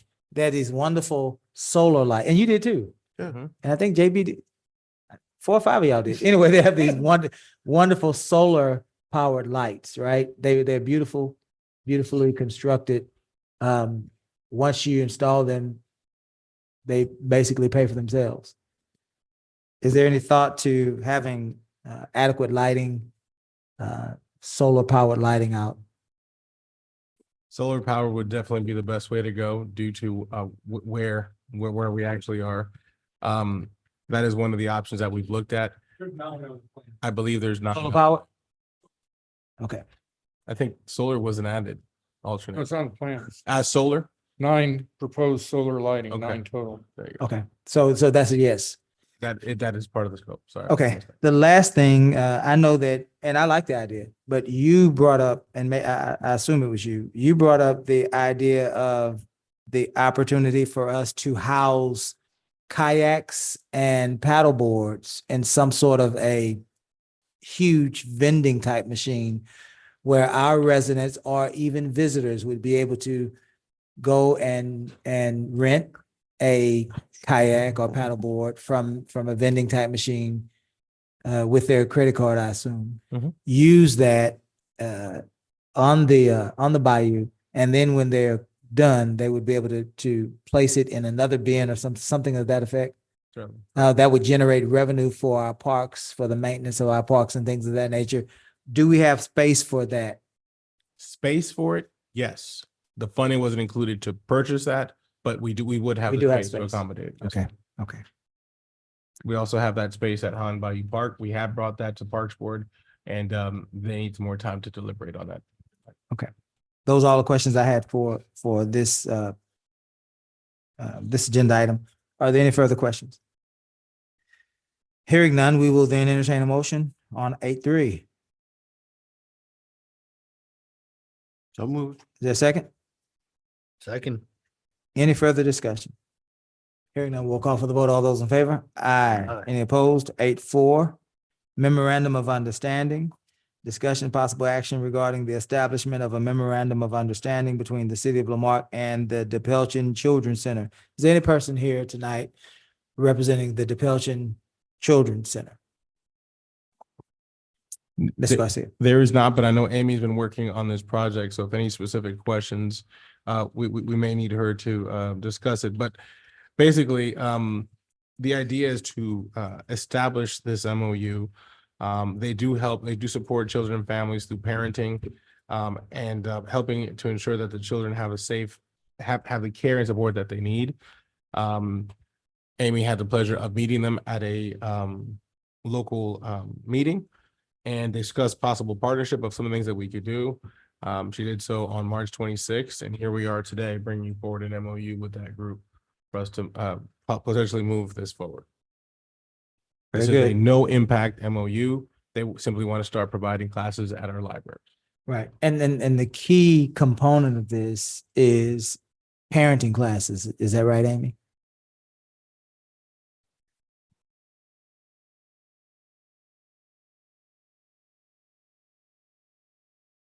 Yes, Mayor, that's correct. It's, we would be providing space for them to come in and do some parenting and early childhood classes. They are working currently with some other libraries in Galveston County, including Moore Library in Texas City and Dickinson, and they've had some success with those programs. So they wanted to include us in those. Thank you. We just wanted to make the community aware that there possibly will be parenting classes coming to our community. Thank you for that, Amy. Thank you for your work. I will entertain a motion on item 8.4. So moved. Is there a second? Second. Any further discussion? Hearing none, we'll call for the vote. All those in favor? Aye. Any opposed? 8.5, memorandum of understanding. Discussion possible action regarding the establishment of a memorandum of understanding between the city of Lamarck and McKinney United Methodist Church. Mr. Garcia? Yes, we are again strengthening our actual relationship with some of our local faith-based communities as well. We've already have relationships with some of the others. We'll bring you a numerous amount of MOUs for different ways that we can again strengthen community and bring community together. Ms. Kier worked on this item per se, as well as did Chief Aragon. The idea for this specific one is for us to start using this location, their location, for education classes with some of our seniors. Also, if we need a host for any special events throughout the city. Kiera, Chief, did I miss anything? I'll just kind of jump in here. It definitely is a mutual partnership. They have asked to work with our police department on some public safety discussions and things and classes as well with just the overall community, as well as wanting to be more involved and possibly becoming like an information center, an emergency management center for like warming stations or any type of disaster. They've opened up their space to be available to us if we need it. And this is just us kind of formalizing that agreement, just so, you know, all parties are protected. Warming centers, we have had an issue with acquiring warming centers that are adequate in size and space and amenities. I believe they have a commercial kitchen there as well. Yes. Space for events on the eastern portion of our city. There, we have space, the western portion of our city that we utilize. Their main focus in our partnership is they want to be a part of community engagement and educational programming. So that's kind of where we're leaning to work with them. Very good. Council, do we have any questions concerning the MOU with McKinney United Methodist Church? Yeah, I know that they did the gun summit. They're doing it The April gun, 27th. Right. So they basically have a relationship with us already. Right. For years. Okay. Right. Did we get a motion or no? I will entertain a motion. So Is moved. there a second? Second. Any further discussion? Hearing none, we'll call for the vote. All those in favor? Aye. Any opposed? Item 8.6, memorandum of understanding, discussion, possible action regarding the establishment of a memorandum of understanding between the city of Lamarck and Habitat for Humanities. Mr. Garcia. Certainly, Mayor. We're excited to bring this forward. You heard from Habitat earlier, and the fact that they were here, their current executive director was present. We're looking for their partnership here in this. We're trying to strengthen our relationship within our community with all of our nonprofit community-based organizations. In this one, we are looking for them to assist us with the installation of the cameras, part of our senior camera giveaway program. They have asked the ways that they could help, and this is one way that we're looking to partner. We're excited about this partnership. We intend to get those installed middle of May, and we would like to formalize that agreement so we can move this project forward. Very good. I will entertain a motion. So moved. The second, Second. any further discussion? Hearing none, we'll call for the vote. All those in favor? Aye. Any opposed? 8.7, Mayor, but I'm sorry. Go ahead. before you move on, Yes, I ma'am. just want to say to your staff, I know that was one of the things that we worked really hard on, getting MOUs. And I just want to say, I want to give a shout out to former Councilwoman Casey McAuliffe, also community worker Madeline Salazar, who also worked with me as well, getting all these MOUs. I would love to see a list of these MOUs. I know, Mayor, this is something we had talked about when we first got elected. And I would love to see that because we've never had that. And what that shows is communities working together and nonprofits working with us as well to serve the needs of our residents. So kudos to you all for getting that done for the residents. Very good. Thank you for that, Ms. Yancey. Did we have a vote or no? Yeah, we did. We on the did. next Thank one. you. 8, thank you. 8.7. Consulting services agreement. Discussion, possible action regarding approving and a consulting services agreement with HDL companies for sales tax, audit, and reporting services. Is there a member? Yes. There she is. And I'm going to actually move the podium. Oh, thank you. And I'm going to actually ask Ms. Christine to also come forward. Can we get an extra chair up there for Ms. Christine real quick for this item? Thank you. As we do some housekeeping, I'm sorry, I normally would have pulled that. One of the things that was asked, if you can remember back, since we talked about budget earlier, budget workshop time, and even before budget workshop through our annual council retreat, one of the things that we just discussed about finances and about just in general things that we're doing is that it had been a long time since we had a sales tax audit. We knew that it was necessary. We knew that we needed to look into different forms and ways of doing that.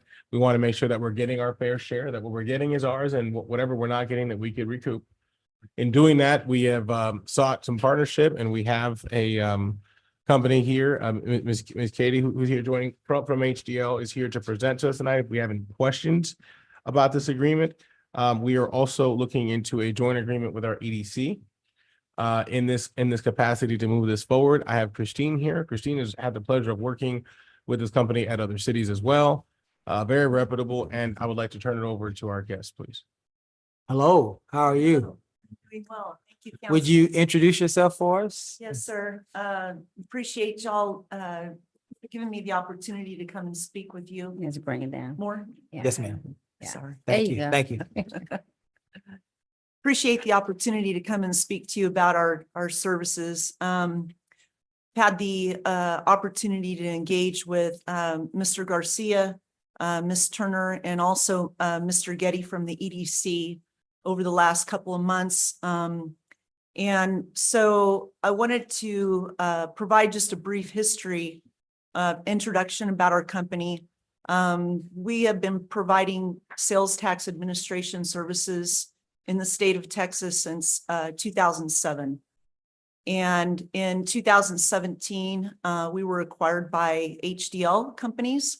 And at that time, that allowed us to expand our resources, adding more people to our staff, and also expanding the services that we provide local government. We have 2 offices here in Texas. One is in Austin. The other one is in Houston. And I office out of the one in Houston. I reside in Katy. And So we have about 160 plus government clients throughout the state. And so our primary services that we offer, sales tax administration and economic development. We believe that these two services go together. Sales tax gives you a historic view of where you've been and where you currently are now.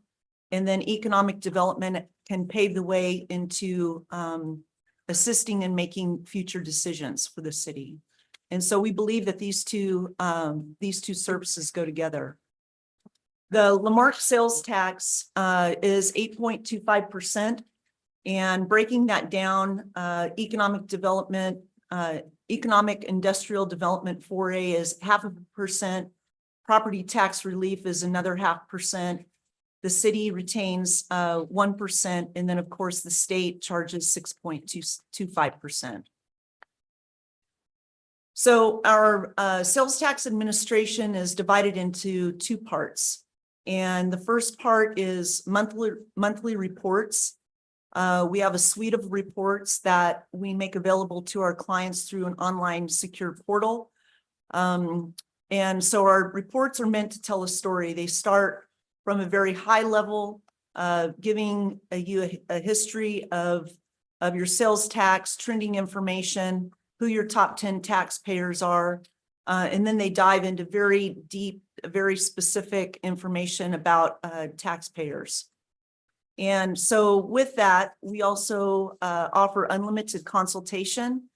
And that gives the city staff the ability to reach out to our client services team to ask any questions about sales tax in general, any questions about maybe sales tax legislation, and also questions about specific taxpayers that may be a concern for the city, and then also assistance with budgeting and forecasting. And so that's the first part of our sales tax administration service. And then the second part is research, audit, and recovery. And so what that means is we have a team, a research team, and that's exactly what they do. They oversee our clients' data on a monthly basis, identifying outliers, identifying inconsistencies, and making sure that all of your taxpayers are paying and that they're paying correctly. And so what our team will do is work with the Texas Comptroller on behalf of the city to get those businesses paying the way that they should. Okay. I've included some handouts here of some examples of the reports that we provide. And these are all of these reports in the packet. These are based on public information. There's nothing confidential about these reports. And so the first report that you're looking at is a sales tax net payment trend.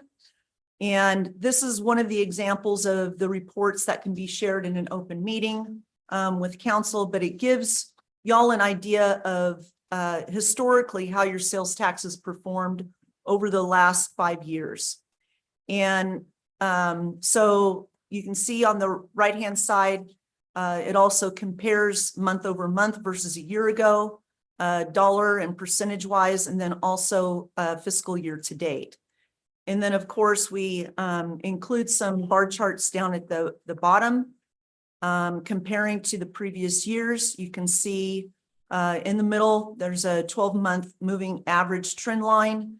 And the city has actually performed very steadily over the last several years. This goes back to December of 2018.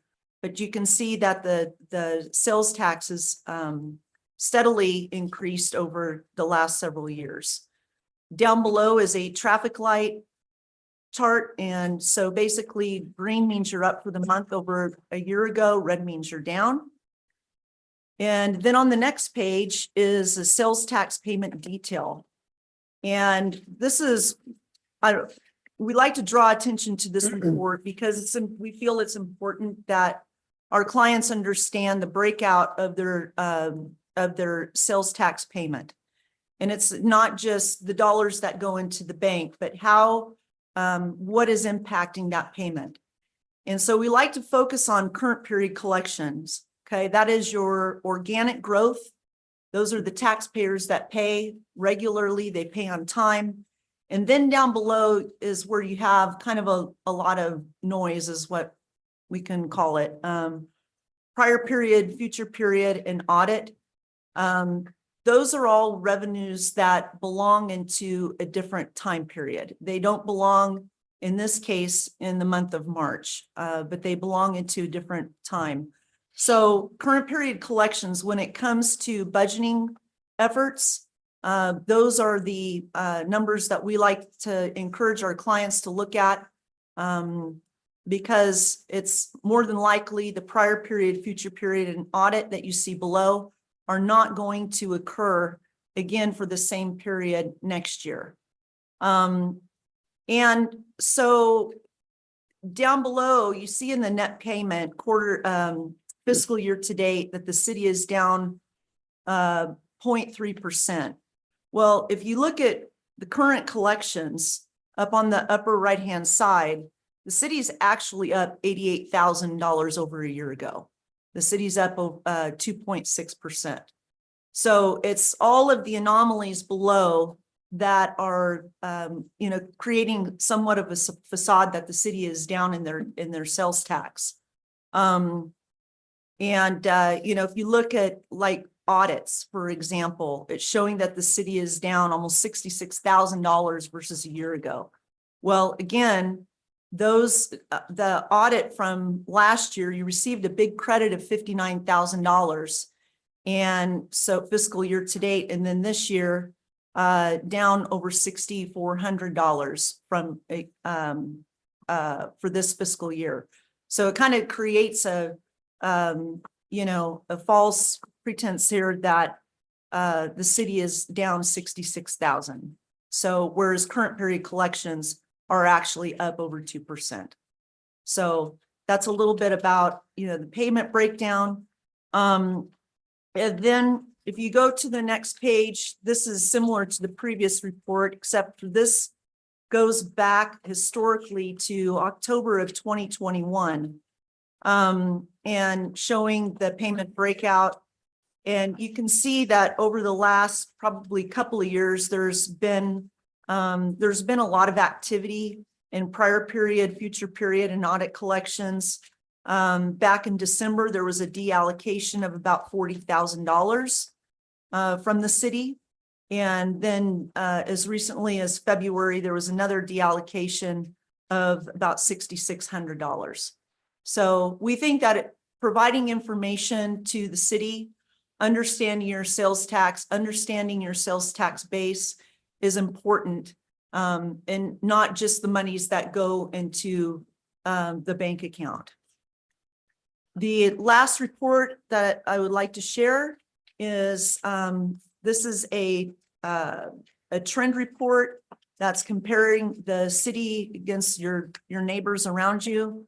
On the left-hand side, this compares year-over-year change, March 24 versus March of 2023. And then on the right is calendar year to date, how you and your neighbors are performing. Any questions on the reports? Council, do you have any questions on the reports? I do have a question on the sales tax payment detail report.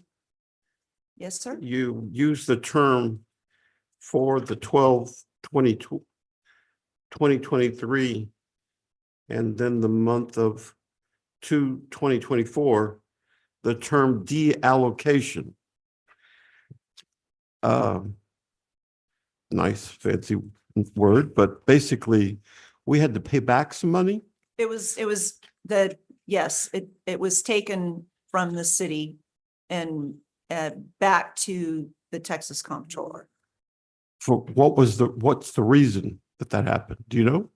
Don't know until we see your confidential data. And that would be something that our team, our research team would be able to identify in the confidential data.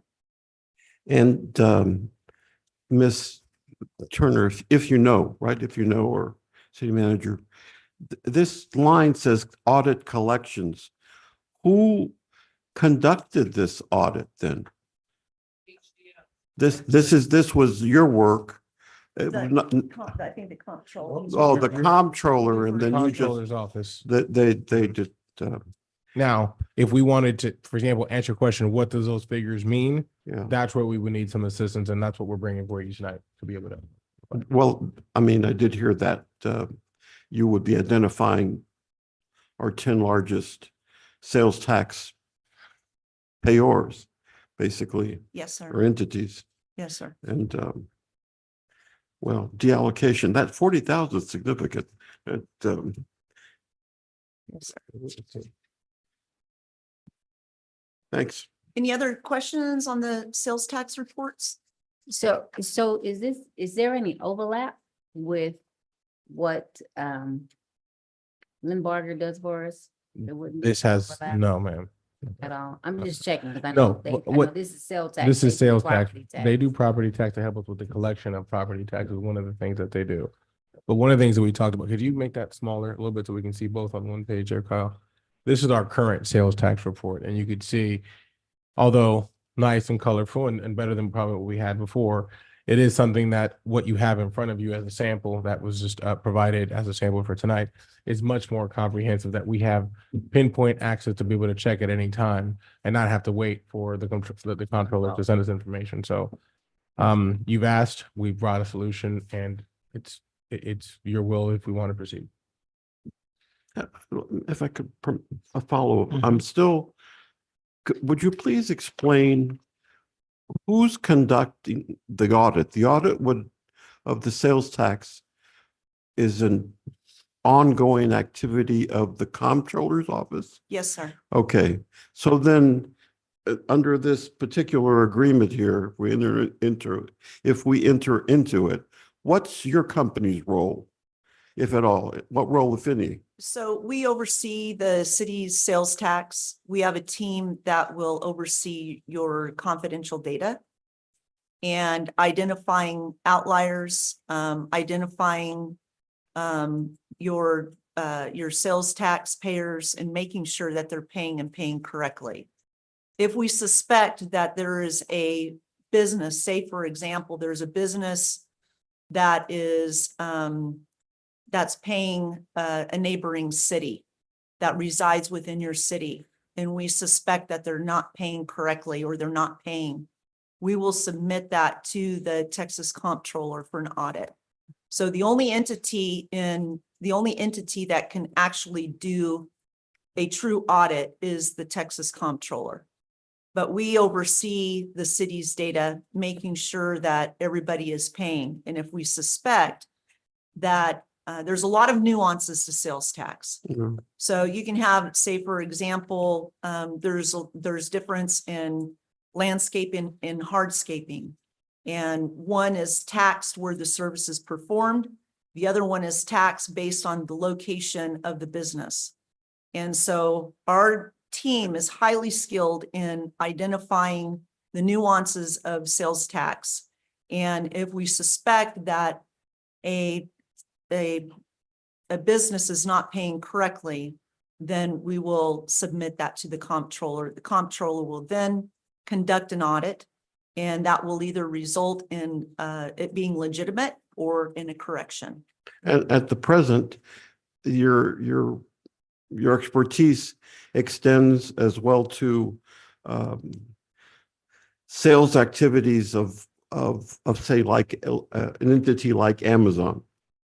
You audit their sales, and I think that's the question right now. Who collects the sales tax on items that are sold out of their what they call online? Yes. So Amazon typically, I mean, they do a pretty good job of collecting the correct sales tax. Yeah. And they have a platform basically that designates the correct sales tax versus where that package is going to be sold. So we haven't seen a lot of nuances in sales tax with like Amazon. But yes, and I'm sure that Amazon's probably could be one of your top sales taxpayers because. We don't know. But, Well, how about Temu? What's it called? Temu? Temu, Sheen, there's lots. Yeah, of those are the ones that I'm wondering. I have a neighbor, I see one of those Temu package every day. So I guess the question so that we can get a more concrete answer, we have an Amazon fulfillment center in our city. So who gets the sales tax if it is a package going out of our fulfillment center into the city of Texas City, for example? Who would receive sales tax? Our city because it originated in our city, or Texas City because the purchase was consummated, if you will, in Texas City? yeah, great question. I appreciate the question, Mayor. Based off of the current legislation, it's where it's where the package is delivered that receives the sales tax. Not only for Amazon, but for any of these. Temu, All vendors. Sheen. I had a question. Sounds like your main function outside of interpreting the audits from the comptroller's office would be to identify any opportunities to discover sales tax revenue in our city. So my question would be, then what sorts of industries or businesses historically have, for whatever reason, have not been as diligent in reporting sales tax than others? Obviously, Walmart isn't in that category, I would assume. Perhaps the majority of convenience stores aren't in that category, I would assume. But are there businesses that historically have flown under the radar that perhaps you might help us to engage? Yeah, that's a really good question. And basically the only answer I can give you is it's all over the place. Yeah, there's not one specific industry that falls short of paying sales tax. One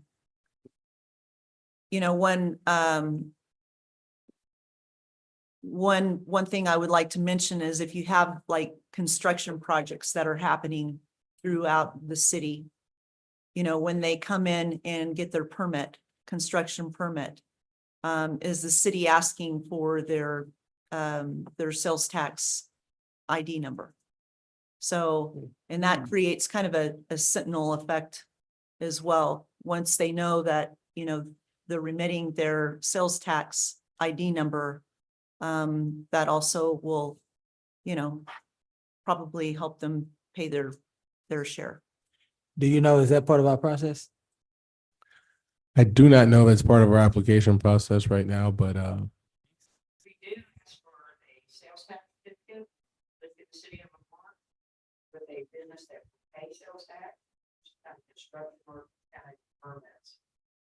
I didn't realize that they would pay sales tax, or they do not. No, I think she's referring to the idea that if someone is coming to receive a permit based on the business that they are, right. So in other words, if it was a Dollar General, then that would initiate some sort of a. You do, but I was gonna ask you a question, because actually I was just speaking with Ms. Turner about this a while ago. But we have a lot of existing businesses. Any new businesses, they always get their sales tax. There's a lot of existing businesses, and then once in a while we can catch them. But they have their sales tax certificate, but it's Texas City, it's League City, because they have another business over there. Would your office be able to help? yes. With teaching these people That's exactly what this is. That's exactly what we're doing with this, Rizzo.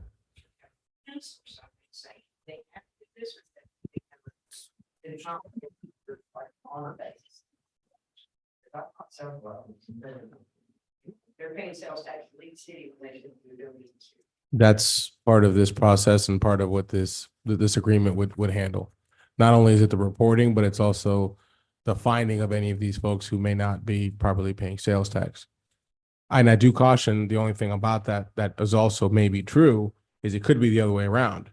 But as part of this process, we could find others who are paying us sales tax who may not be supposed to. And that's fine too, right? We just want our fair share. We want a mechanism how to do that. Direction was given for us to find a mechanism to do it. And you have one tonight at a reasonably cost-effective rate on an annual basis in terms. So based on what you've seen, what is your analysis of this report? Especially this last page with the trend, the tax trend comparing us to the other cities? Yeah, that just kind of, it gives you an overview of just how maybe other cities in the area, how the area is performing. Mhm. And these are all jurisdictions from Galveston County. But you're saying that we're not collecting this? I'm just trying to understand the report. Okay, I'm So- sorry. Yeah, so are you saying we're not collecting sales tax? Is that what you mean by this? No, section? you're referring to this report Yes, here, right? yes, that Okay, one. I just want to make Mhm. sure Yeah. I had it right. So on the left, this is comparing the month of March 2024 Mhm. versus March of 2023. Right. So for example, if you go down to the city of Lamarque, it shows that the city was down 0.1% for the month of March versus a year ago. Collecting sales tax, is that what you mean? That is the sales tax that you collected for the month. Okay. Yes. And then on the right, this is calendar year to date. So that would be January, February, and March. Right. Okay. So you're saying we could possibly capture more if we get with your firm? Is that what you're saying? It's possible. Okay. It's possible that we'll find something and it's possible that we won't. Okay. So we don't know until, we have the confidential data and our team gets to work to really sink their teeth into the sales tax data. So. This kind of a way to make sure with all the new business growth that we're getting, that we're making sure that we're maximizing and making sure that we're getting what we need for the city and that no one's getting over on us Yes, ma'am. as well. Okay. I just needed to break it down so everybody could understand what we're doing. And let's be clear for the record, while you're saying that we may be down in this month in relation to last year at this time, you're saying overall, our sales taxes, we're about 88,000 above what we did last year. That's correct. Your current period collections. Yes. Okay. Any further? Go ahead, Judge. But following up on Councilperson Yancey's, what the heck is happening in Tiki Island with this? Did they open a cannabis distribution or something? Well, Tiki Island is not known as a commercial hub. So I noted that as well, Mayor Pro Tem, and not to say anything about our neighbors here, like down the street in Tiki Island. But Tiki Island doesn't have a whole lot of sales tax to begin with. Correct me if I'm wrong, for those that may know. So they could have just added a small convenience store or something Yeah. that could have increased the percentage. This is not dollars, it's percents. So whatever that could have been, that's probably where that distribution is. Further, they could have hired a company like HDL and all of a sudden they were able to capture a whole lot more. And maybe that's what the reflection that's going on now. I can't say. Yeah. But I also noted the large difference in them and also other cities like Lee City and Texas City. Thank you. So, but that if you identify, an entity that's not paying, that's where this recovery fee of 30%. Yes, sir. we will pay that amount Yes, under sir. this contract. Okay, Mayor, thank you. Any further questions? So Go ahead. heard about Amazon and all this. So will your company also look into the people with a side hustle through eBay or Macari or any of those things? So I know eBay does their own third party collection of fees, and then they pay taxes based on where the item is being delivered to. So will you look into what's going on with those companies also and see if we are still getting sales tax back for items being delivered in the city that way? And that's a really good question. We don't have the ability to identify like specific businesses through eBay. So not specific businesses, but to see if eBay is depositing the money through Texas Comptroller to the city where it's being delivered at. Yes. Yes. And that would show up in your confidential data. Very good. Any further questions? Hearing none, I believe we are now at the opportunity to act. And so we will entertain a motion. Is that right, Kiera? We'll entertain a motion on item 8.7. Before I move to Yes, enter sir. this agreement, what I did not notice, it was nothing I didn't see here. What's the time period for this initial agreement if we enter into it? Is it a year? It's 12 months and then it renews in 12-month increments. Automatically? Yes. And so we would have to then just ask Kiera to make sure that 12 months from now, we would have that item on our agenda so that we can endorse or disengage. Yeah. And another question real fast. This is split with us and the EDC is what I heard, because I remember this conversation at the EDC meeting, right? This was going to be. Under this agreement, no. No. The city is paying 30% of its portion. The EDC is not paying anything. Now, if there is an agreement outside of this agreement, that's fine. But this agreement is just the city paying. So the other portion, should it be deemed appropriate, the EDC has already agreed in principle to their side of this, because we had to do two separates into two different entities. And I believe they're going to that to hear that at their next meeting. Okay. They're kind of waiting on our action to make sure that we're on board so we can proceed. Okay. That I don't understand. Are they paying? There's another contract that you're going to enter into with them? Yes, sir. Okay, Which for a also separate- includes a separate set of economic development reports Okay. that we provide as well. Move approval. Is that second? I'll second. Any further discussion? Hearing none, we'll call for the vote. All those in favor? Aye. Any opposed? Item 8.8, water utility reimbursement. Discussion, possible action regarding Mayor Bell's request to distribute Gulf Coast Water Authority reimbursement to utility billing customers. Council, I believe it was a few meetings ago, if I'm not mistaken, that it was announced by our Public Works Director and our city manager that we have realized over 20% reduction in our water loss. And that allowed us to receive or potentially receive a reimbursement of, I thought it was somewhere in the neighborhood of $180,000. $175. So $175,000.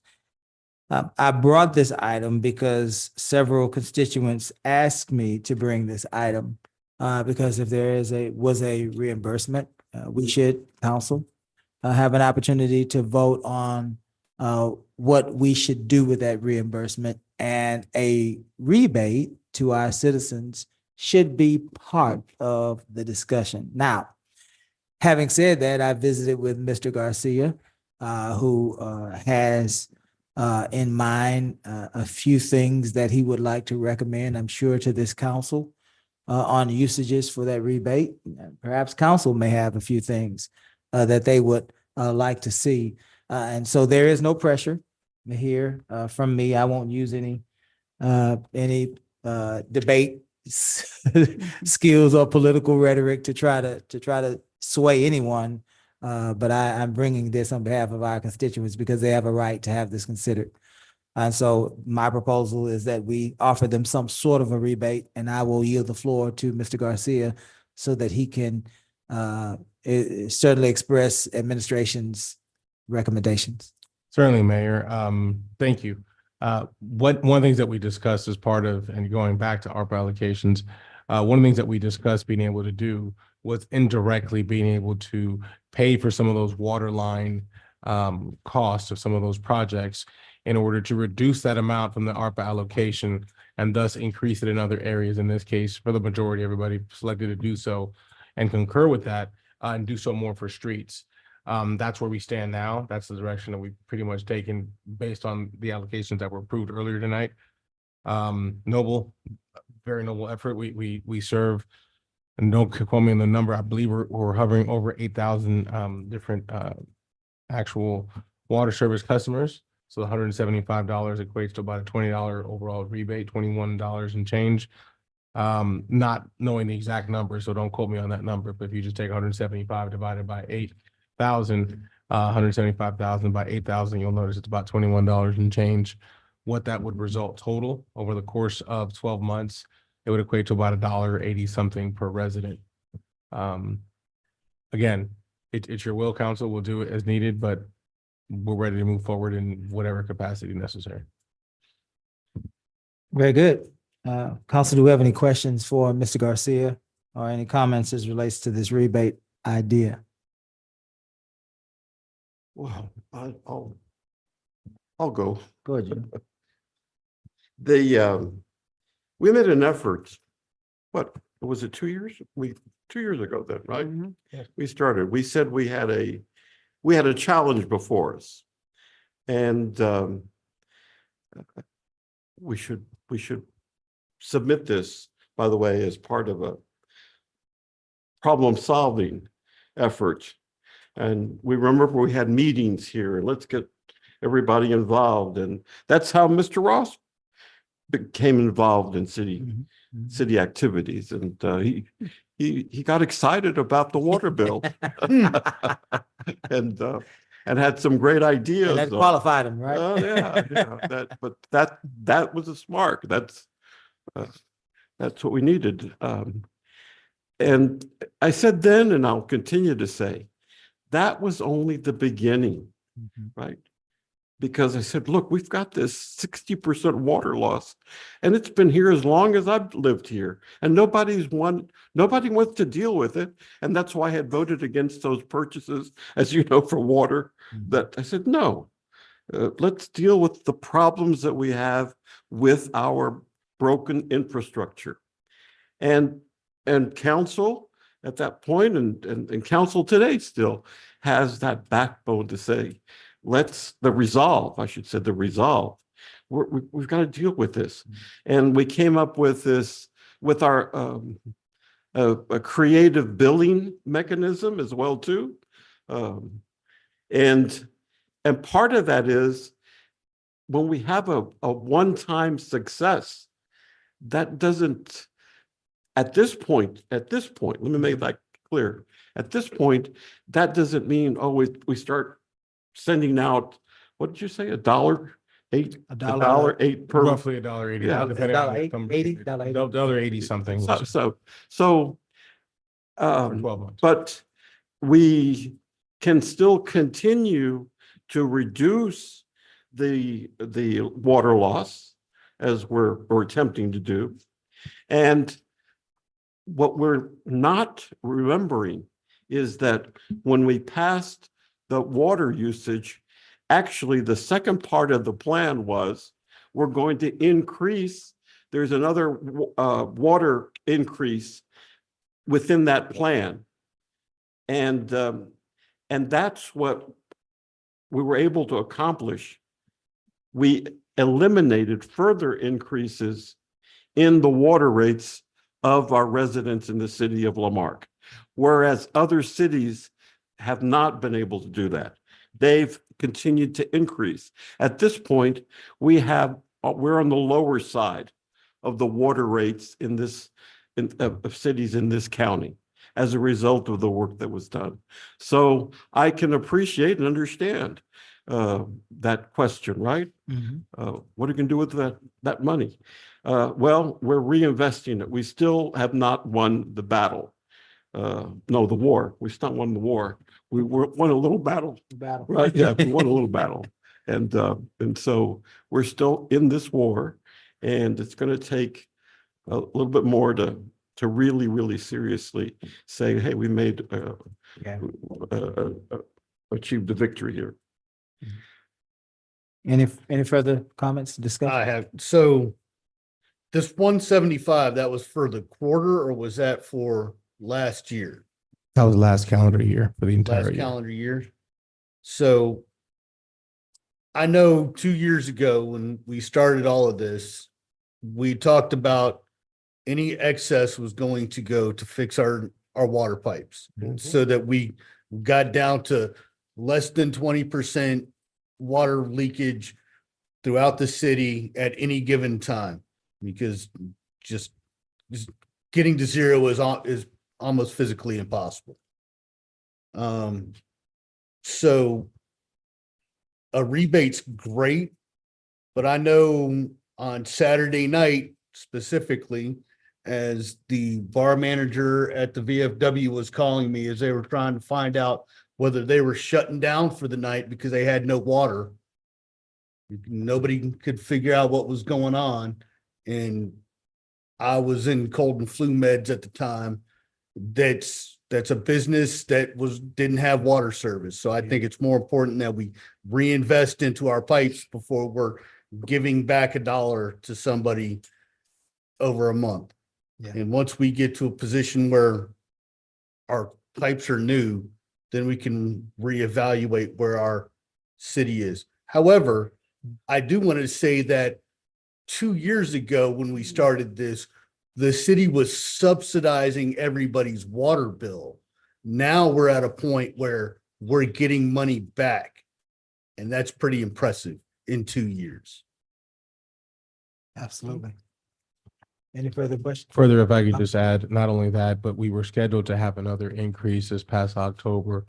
And thankfully, we were able to pull the reins back on that for water and sewer. So thank you, Councilman Ross, and the entire council for your continued support. We have a long way to go. As was mentioned, our ideal is to get below 10 or 15% if we can. And it's a struggle. It's a struggle every single month. It could be down this month, it could be up next month. It just fluctuates. So thank you, and we're ready to proceed as needed. Very good. Any further discussion? Well, let's let democracy work then, Mr. Garcia. Last question that I have, and then we're going to witness something that's kind of unique in government and democracy these days. What are you going to do with this money?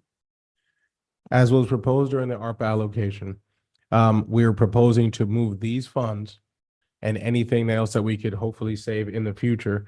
Hopefully this will be a recurring thing for the next few years towards some of these upcoming water line projects that we have coming. So this 175 would go to augment other water projects. Augment the fact that we had over $1 million set aside for water line projects. We're hoping to see, well, we had actually $1,560,000 originally.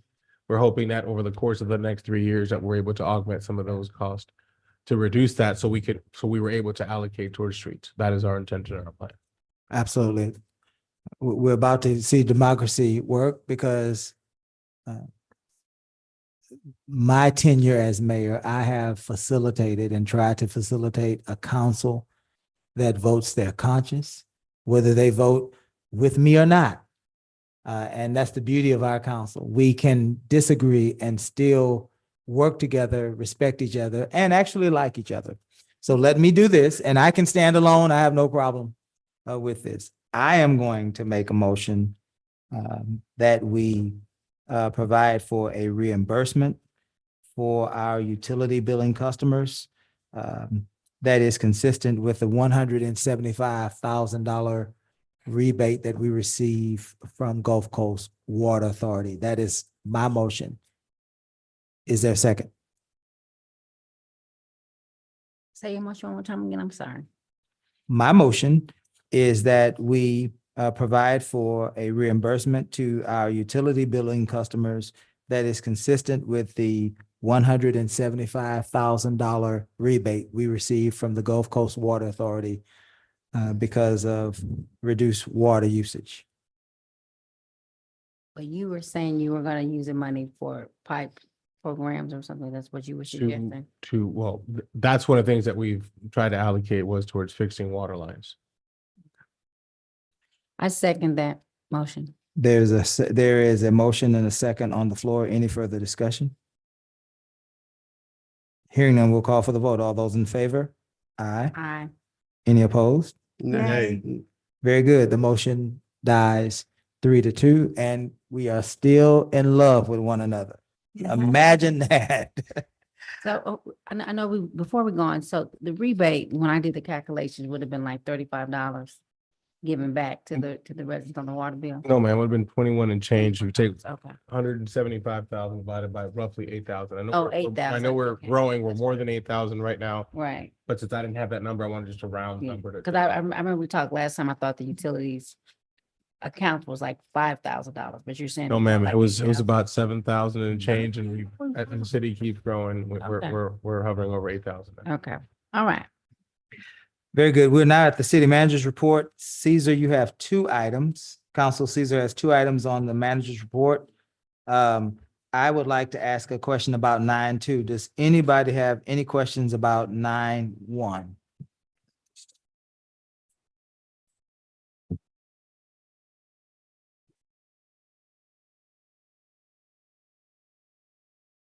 I see shuffling. Am I getting a question or no?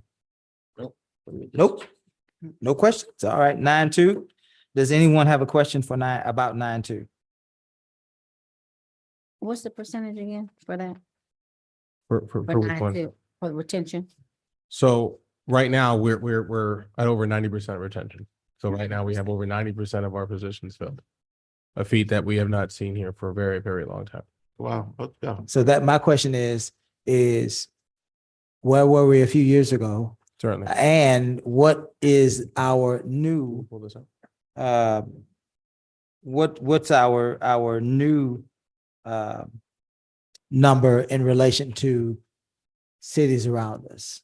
Certainly. I don't have the data for all the cities around us, but I will compare us to us very briefly. Kyle, if you can put up slide 2 on there. When you just go down a little bit, 9.2. As we're pulling this up, what we did is we actually were already called about other cities' turnover rates. So we will be getting that data anyways. We're already working on that. But we've been called about that, which prompted us to provide this. It's something that was asked for us to start providing on a regular basis. You can go to page 2. No, go down.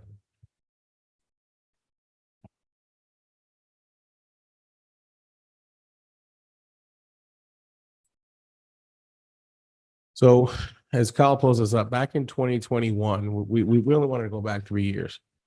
So back in 2021, could you make that a little bit larger? We had 155 authorized employees at the time. Currently, 51 out of the 155 positions turned over, meaning out of the total number of positions that we could have had, we had 55 changes in staff, roughly a 33% turnover. In 2022, obviously, there were more authorized employees. 59 out of 168 turned over at roughly 35%. Then you see a downward trend. In 2023, 48 out of the 176 authorized that we had at the time of the start of the fiscal year looks like 27% turnover. Well, we're happy to report so far in 24, and it's still early. We're only 3 months in, but we've only turned over 5 out of a total 183 authorized. So current rate is 2.66%. Obviously, if we keep that up and we keep at this current level of turnover, we're not saying that we're going to, but if we were, then we would be projecting to have under an 11% turnover rate. Kyle, could you go to the next slide, please? We do know that this has got to do more with the way we're streamlining things. The fact that we are projecting it to be under 11%. Go to the next slide, please. one of the major things that we have is this last bullet point. That's at the end, the key takeaways from the findings. Right now, approximately 93%, and this is as of time of report, this would have been last Thursday.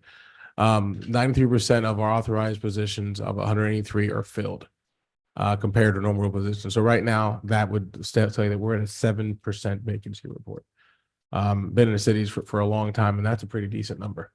I can tell you that department by department, we're getting stronger. We keep introducing you to new officers, and you see new firefighters. Those are areas of great need. Our administration, as not only has there been turnover with our council, obviously, but also with our leadership team. I believe, besides Chief and Kathleen, I believe everybody on staff is new to their positions as department heads over the last 3 years, including Kathleen, because actually she was in a different position. So within the last 3 years, we've had complete turnover and changeover, and Chief has come back. So besides that, Miss Amy has been here probably the longest tenured department head, she and Kyle. Besides that, so we're excited about where we're going. We worked on streamlining our processes. We worked on getting the word out more about our jobs. I am now copied on every single applicant that comes in through our system, which is great because I get to see it happening. I mean, it's just we're getting a lot more applicants. It's obviously a much better place to work. And we talked about that even on our first time together. Live, work, and play. We need to make this Lamarque a better place to live, to work, and to play. And we're segmenting that into different ways, and this is one of them. And this report shows that as well.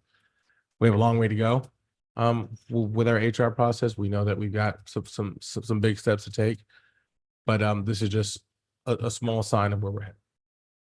Thank you. Very good. Any questions for Mr. Garcia as it relates to 9.2? Well, the statistics certainly back up, this is my opinion, the quality of the applicants that we've had, and which we saw in the position that we reviewed earlier. That was, and that was not even for what would you consider an effective department head. This is the associate level, but they were all exceptionally qualified, and there. So people are wanting to apply, and I'm getting that as well too from my relationships, around. How do we get over there? So exciting. We're currently hiring 4 police officers, 2 telecommunicators, 2 firefighters, 2 code enforcement officers, and I believe a part-time evidence custodian. I think when I looked, I think we're looking at about 13 vacancies right now. So we're excited. That's excited. Our goal is to get under 10. That's our next milestone that we're hoping to reach. Citywide. Yeah. Thank you, Mr. Garcia. We're at item 9.3, items for the good of the order. Is it Mrs. Allred's turn, or is it? Just procedurally, items for the good of the order are gonna be city manager report, city manager items, and the requested announcements are gonna be for council. Okay, so we just did good of the order, or no? No. Items for the good of the order, I believe, Mr. Garcia has some events. You have to more? share. I'll just be very brief. Very good, Mayor. very good.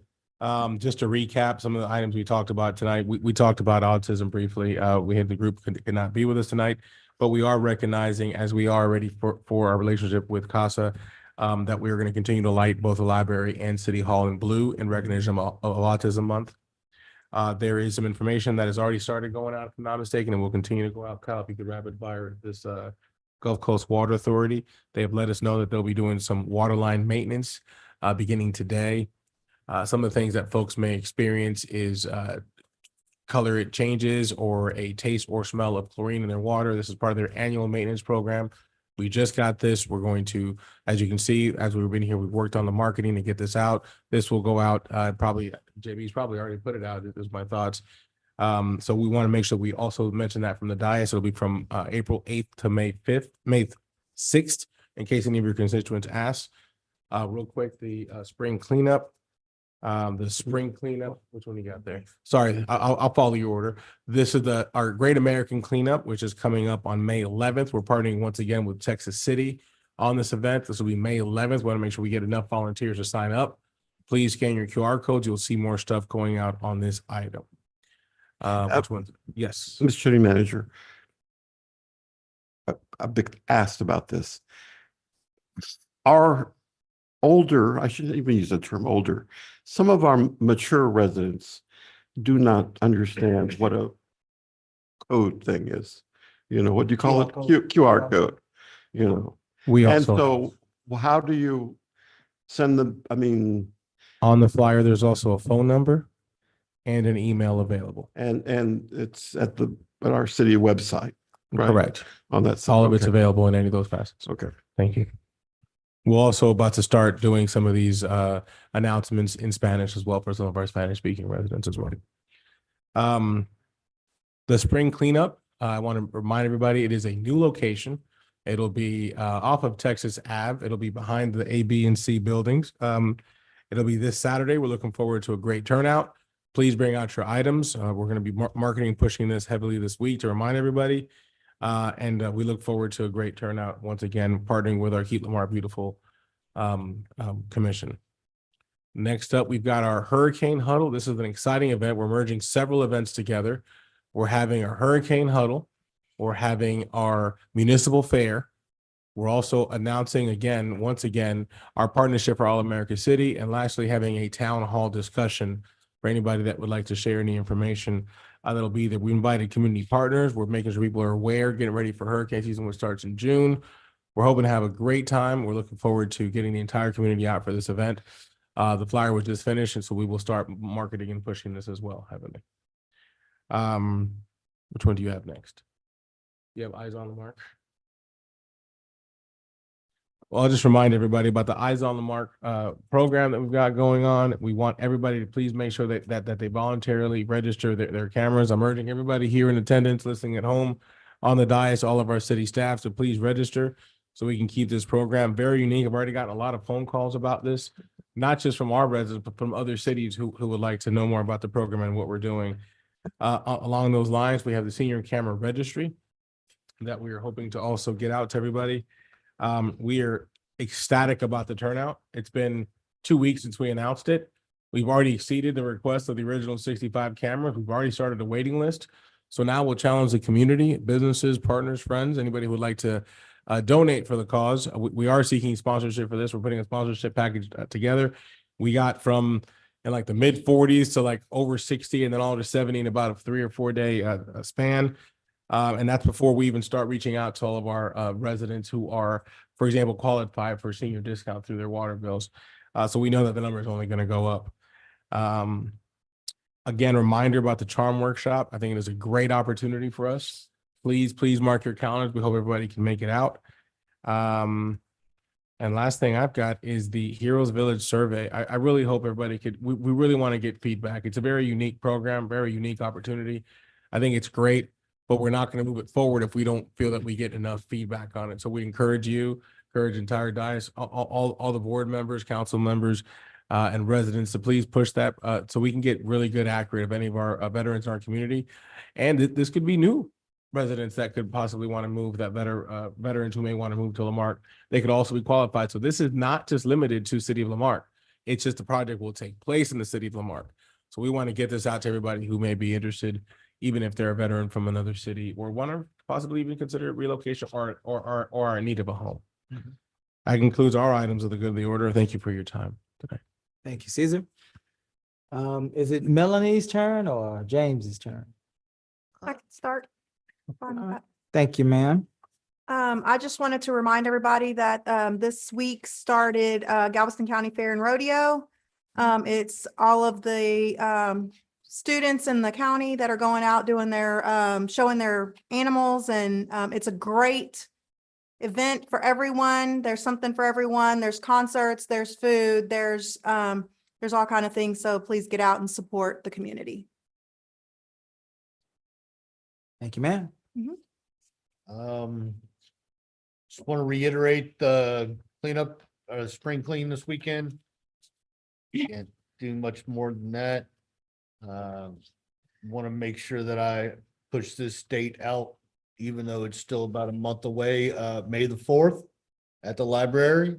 If you don't understand, I'm a Star Wars geek, I will be there. We will have food, fun and games. Please come, enjoy. I have no idea how happy I was when I got asked to participate in that. And then one more time, we're doing Flag Day, doing a Flag Day event at the VFW, June 14th. It's also the Army's birthday.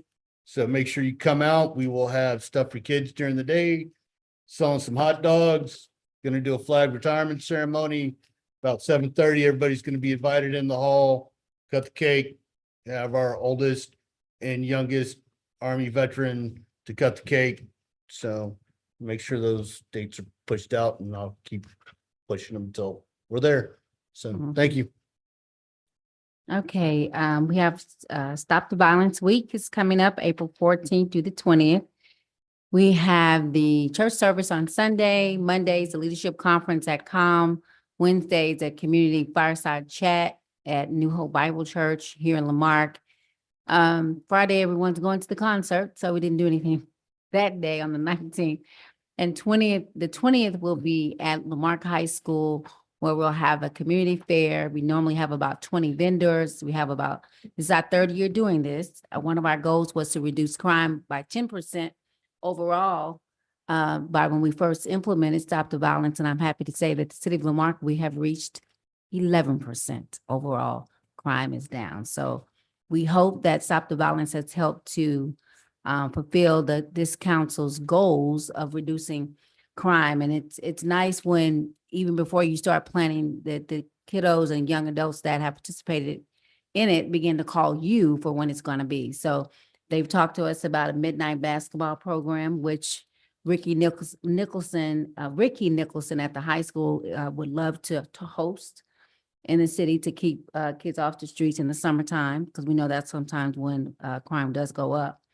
And so we're continuing that program, and we've got police chiefs coming out on the 17th and some people who were formerly in prison that chose violence over the options of going to school or work. They'll be there to talk in that fireside chat on Friday. It's open up to anyone. So I encourage anyone in Galveston County to come and participate in those activities. If you have a question, call me. I'm looking forward to the day in the life of a council member, working April 11th on the Thursday. I'll be with Kathleen in development. She says she's going on vacation. Got it. Okay, I'll be with somebody in development services. Okay.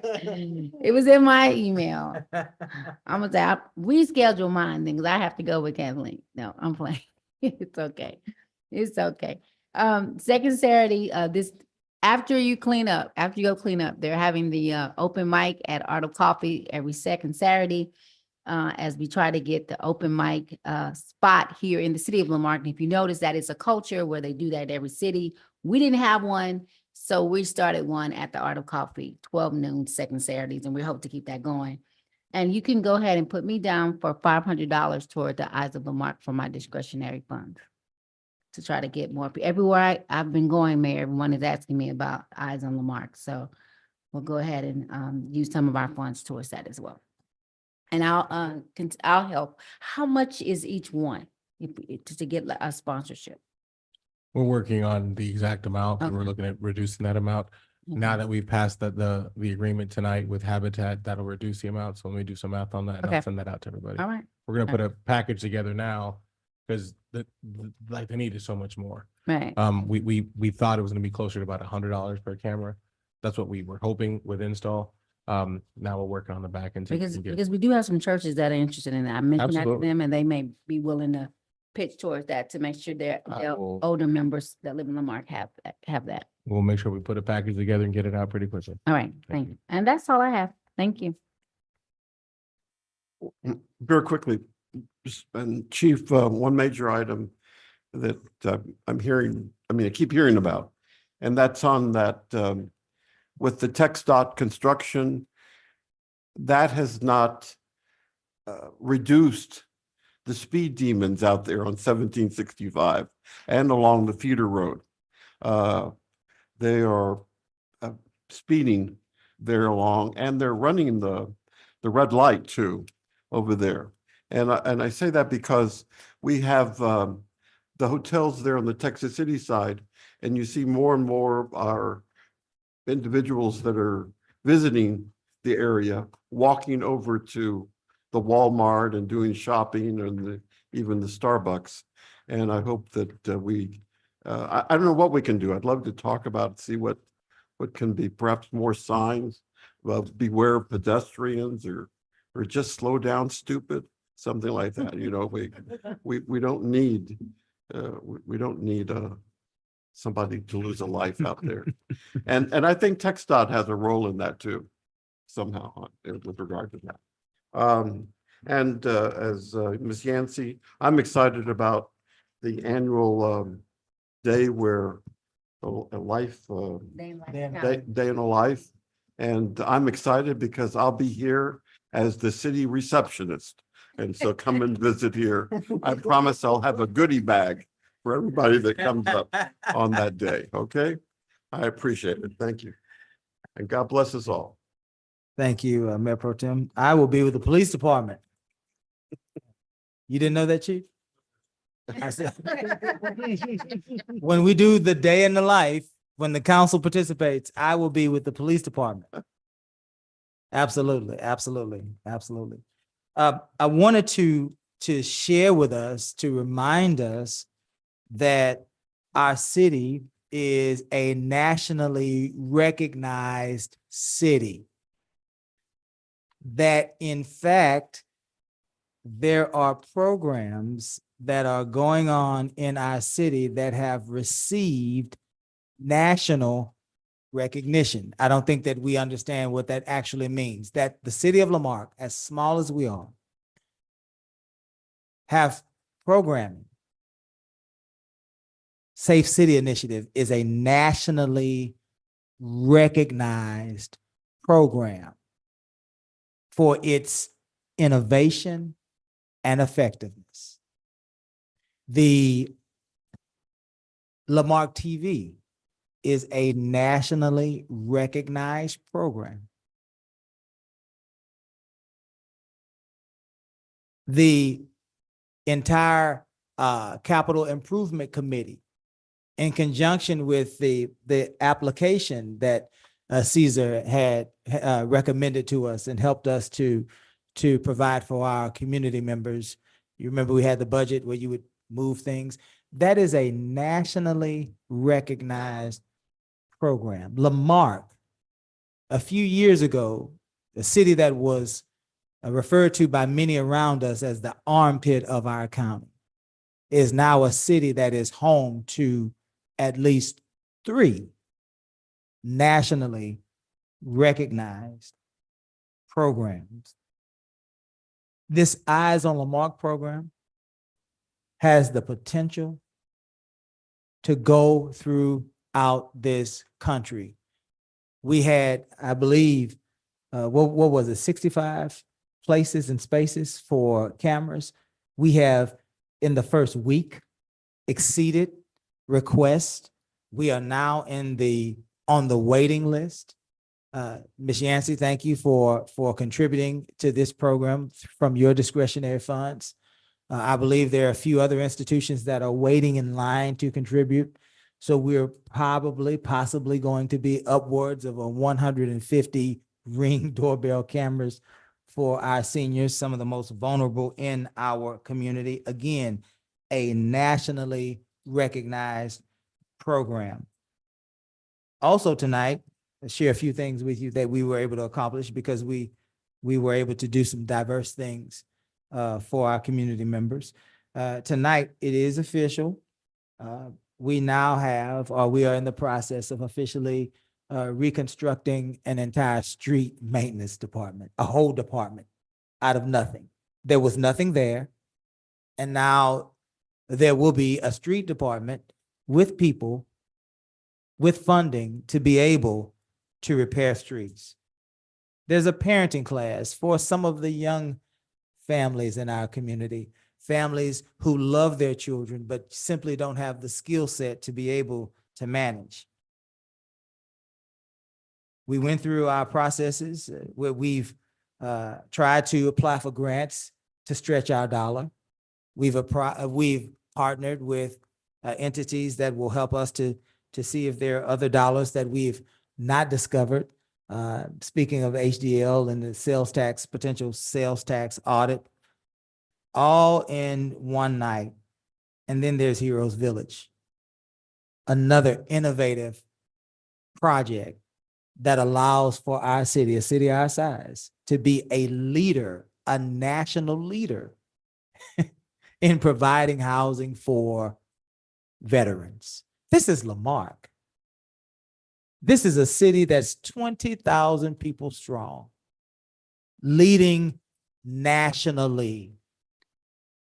Nationally. The one thing I did want to share with you tonight, and I hope that the council can join in with me on this. Last Friday, I believe it was, I went out to the Gulfway Plaza, and I visited with Sweet Treats. Now, I'm not normally in Sweet Treats because I don't really try to eat sweets, but I did go to Sweet Treats, and they're hurting. Sweet Treats is hurting. I visited with some folks at Barcina's Ebony and Ivory Salon as well. Our Gulfway Plaza community is hurting, and they're hurting because of the I-45 expansion. There is no doubt. There's no doubt that's why they're hurting. And it's incumbent upon us as city leaders to provide for a highlight and encouragement, right? For our residents to be able to use those services and to do business with those businesses in that part of our community. And because of that, I would like for us as a council to consider declaring every Saturday, Small Business Saturday, where we would possibly encourage our residents to stop in on a Saturday and do business with one of those businesses out in the Gulfway Plaza, whether it be to go to the Dollar Tree and shop, whether it be to get your hair done at Ebony and Ivory, or eat lunch at Barcina's, or have a nice dessert at Sweet Treats. I don't advocate going to Boot Kickers. That's your business, right? Boot Kickers is a bingo hall. I'm kidding. But I think that there's an opportunity, JB, with your communications background, Caesar, for us to galvanize this council and to promote this Small Business Saturday event. There may be an opportunity for us to help grow by facilitating food trucks and things of that nature on certain Saturdays. I don't know if it's second Saturday, third Saturday of the month, but we need to provide attention and we need to facilitate traction. I know that AR Family Entertainment is coming, but in the interim, we need to do better as a government and as a community supporting those folks, especially since this 45 expansion, which is a great thing, but it's not a great thing for them right now. So if you could help us, Caesar, putting a package together that this council can get behind and participate in, and have that ready for us ASAP. And JB, if you can help us to understand what that looks like as far as our role, I would, and sounds like council perhaps would as well, love to be a part of that. We have to help them. We have to help them. We have to help them. Not just Sweet Treats, but every business out there at the Gulfway Plaza. And so that's my request. Thank you, Caesar, for your work and your staff's work here at this meeting. Thank you, council, for your time commitment and your diligence in this matter. Lamarque is growing and moving forward, and we are excited about it. If there is nothing further, I will entertain a motion to adjourn. So moved. Is there a second? Second. All in favor? Aye. We stand adjourned. Thank you.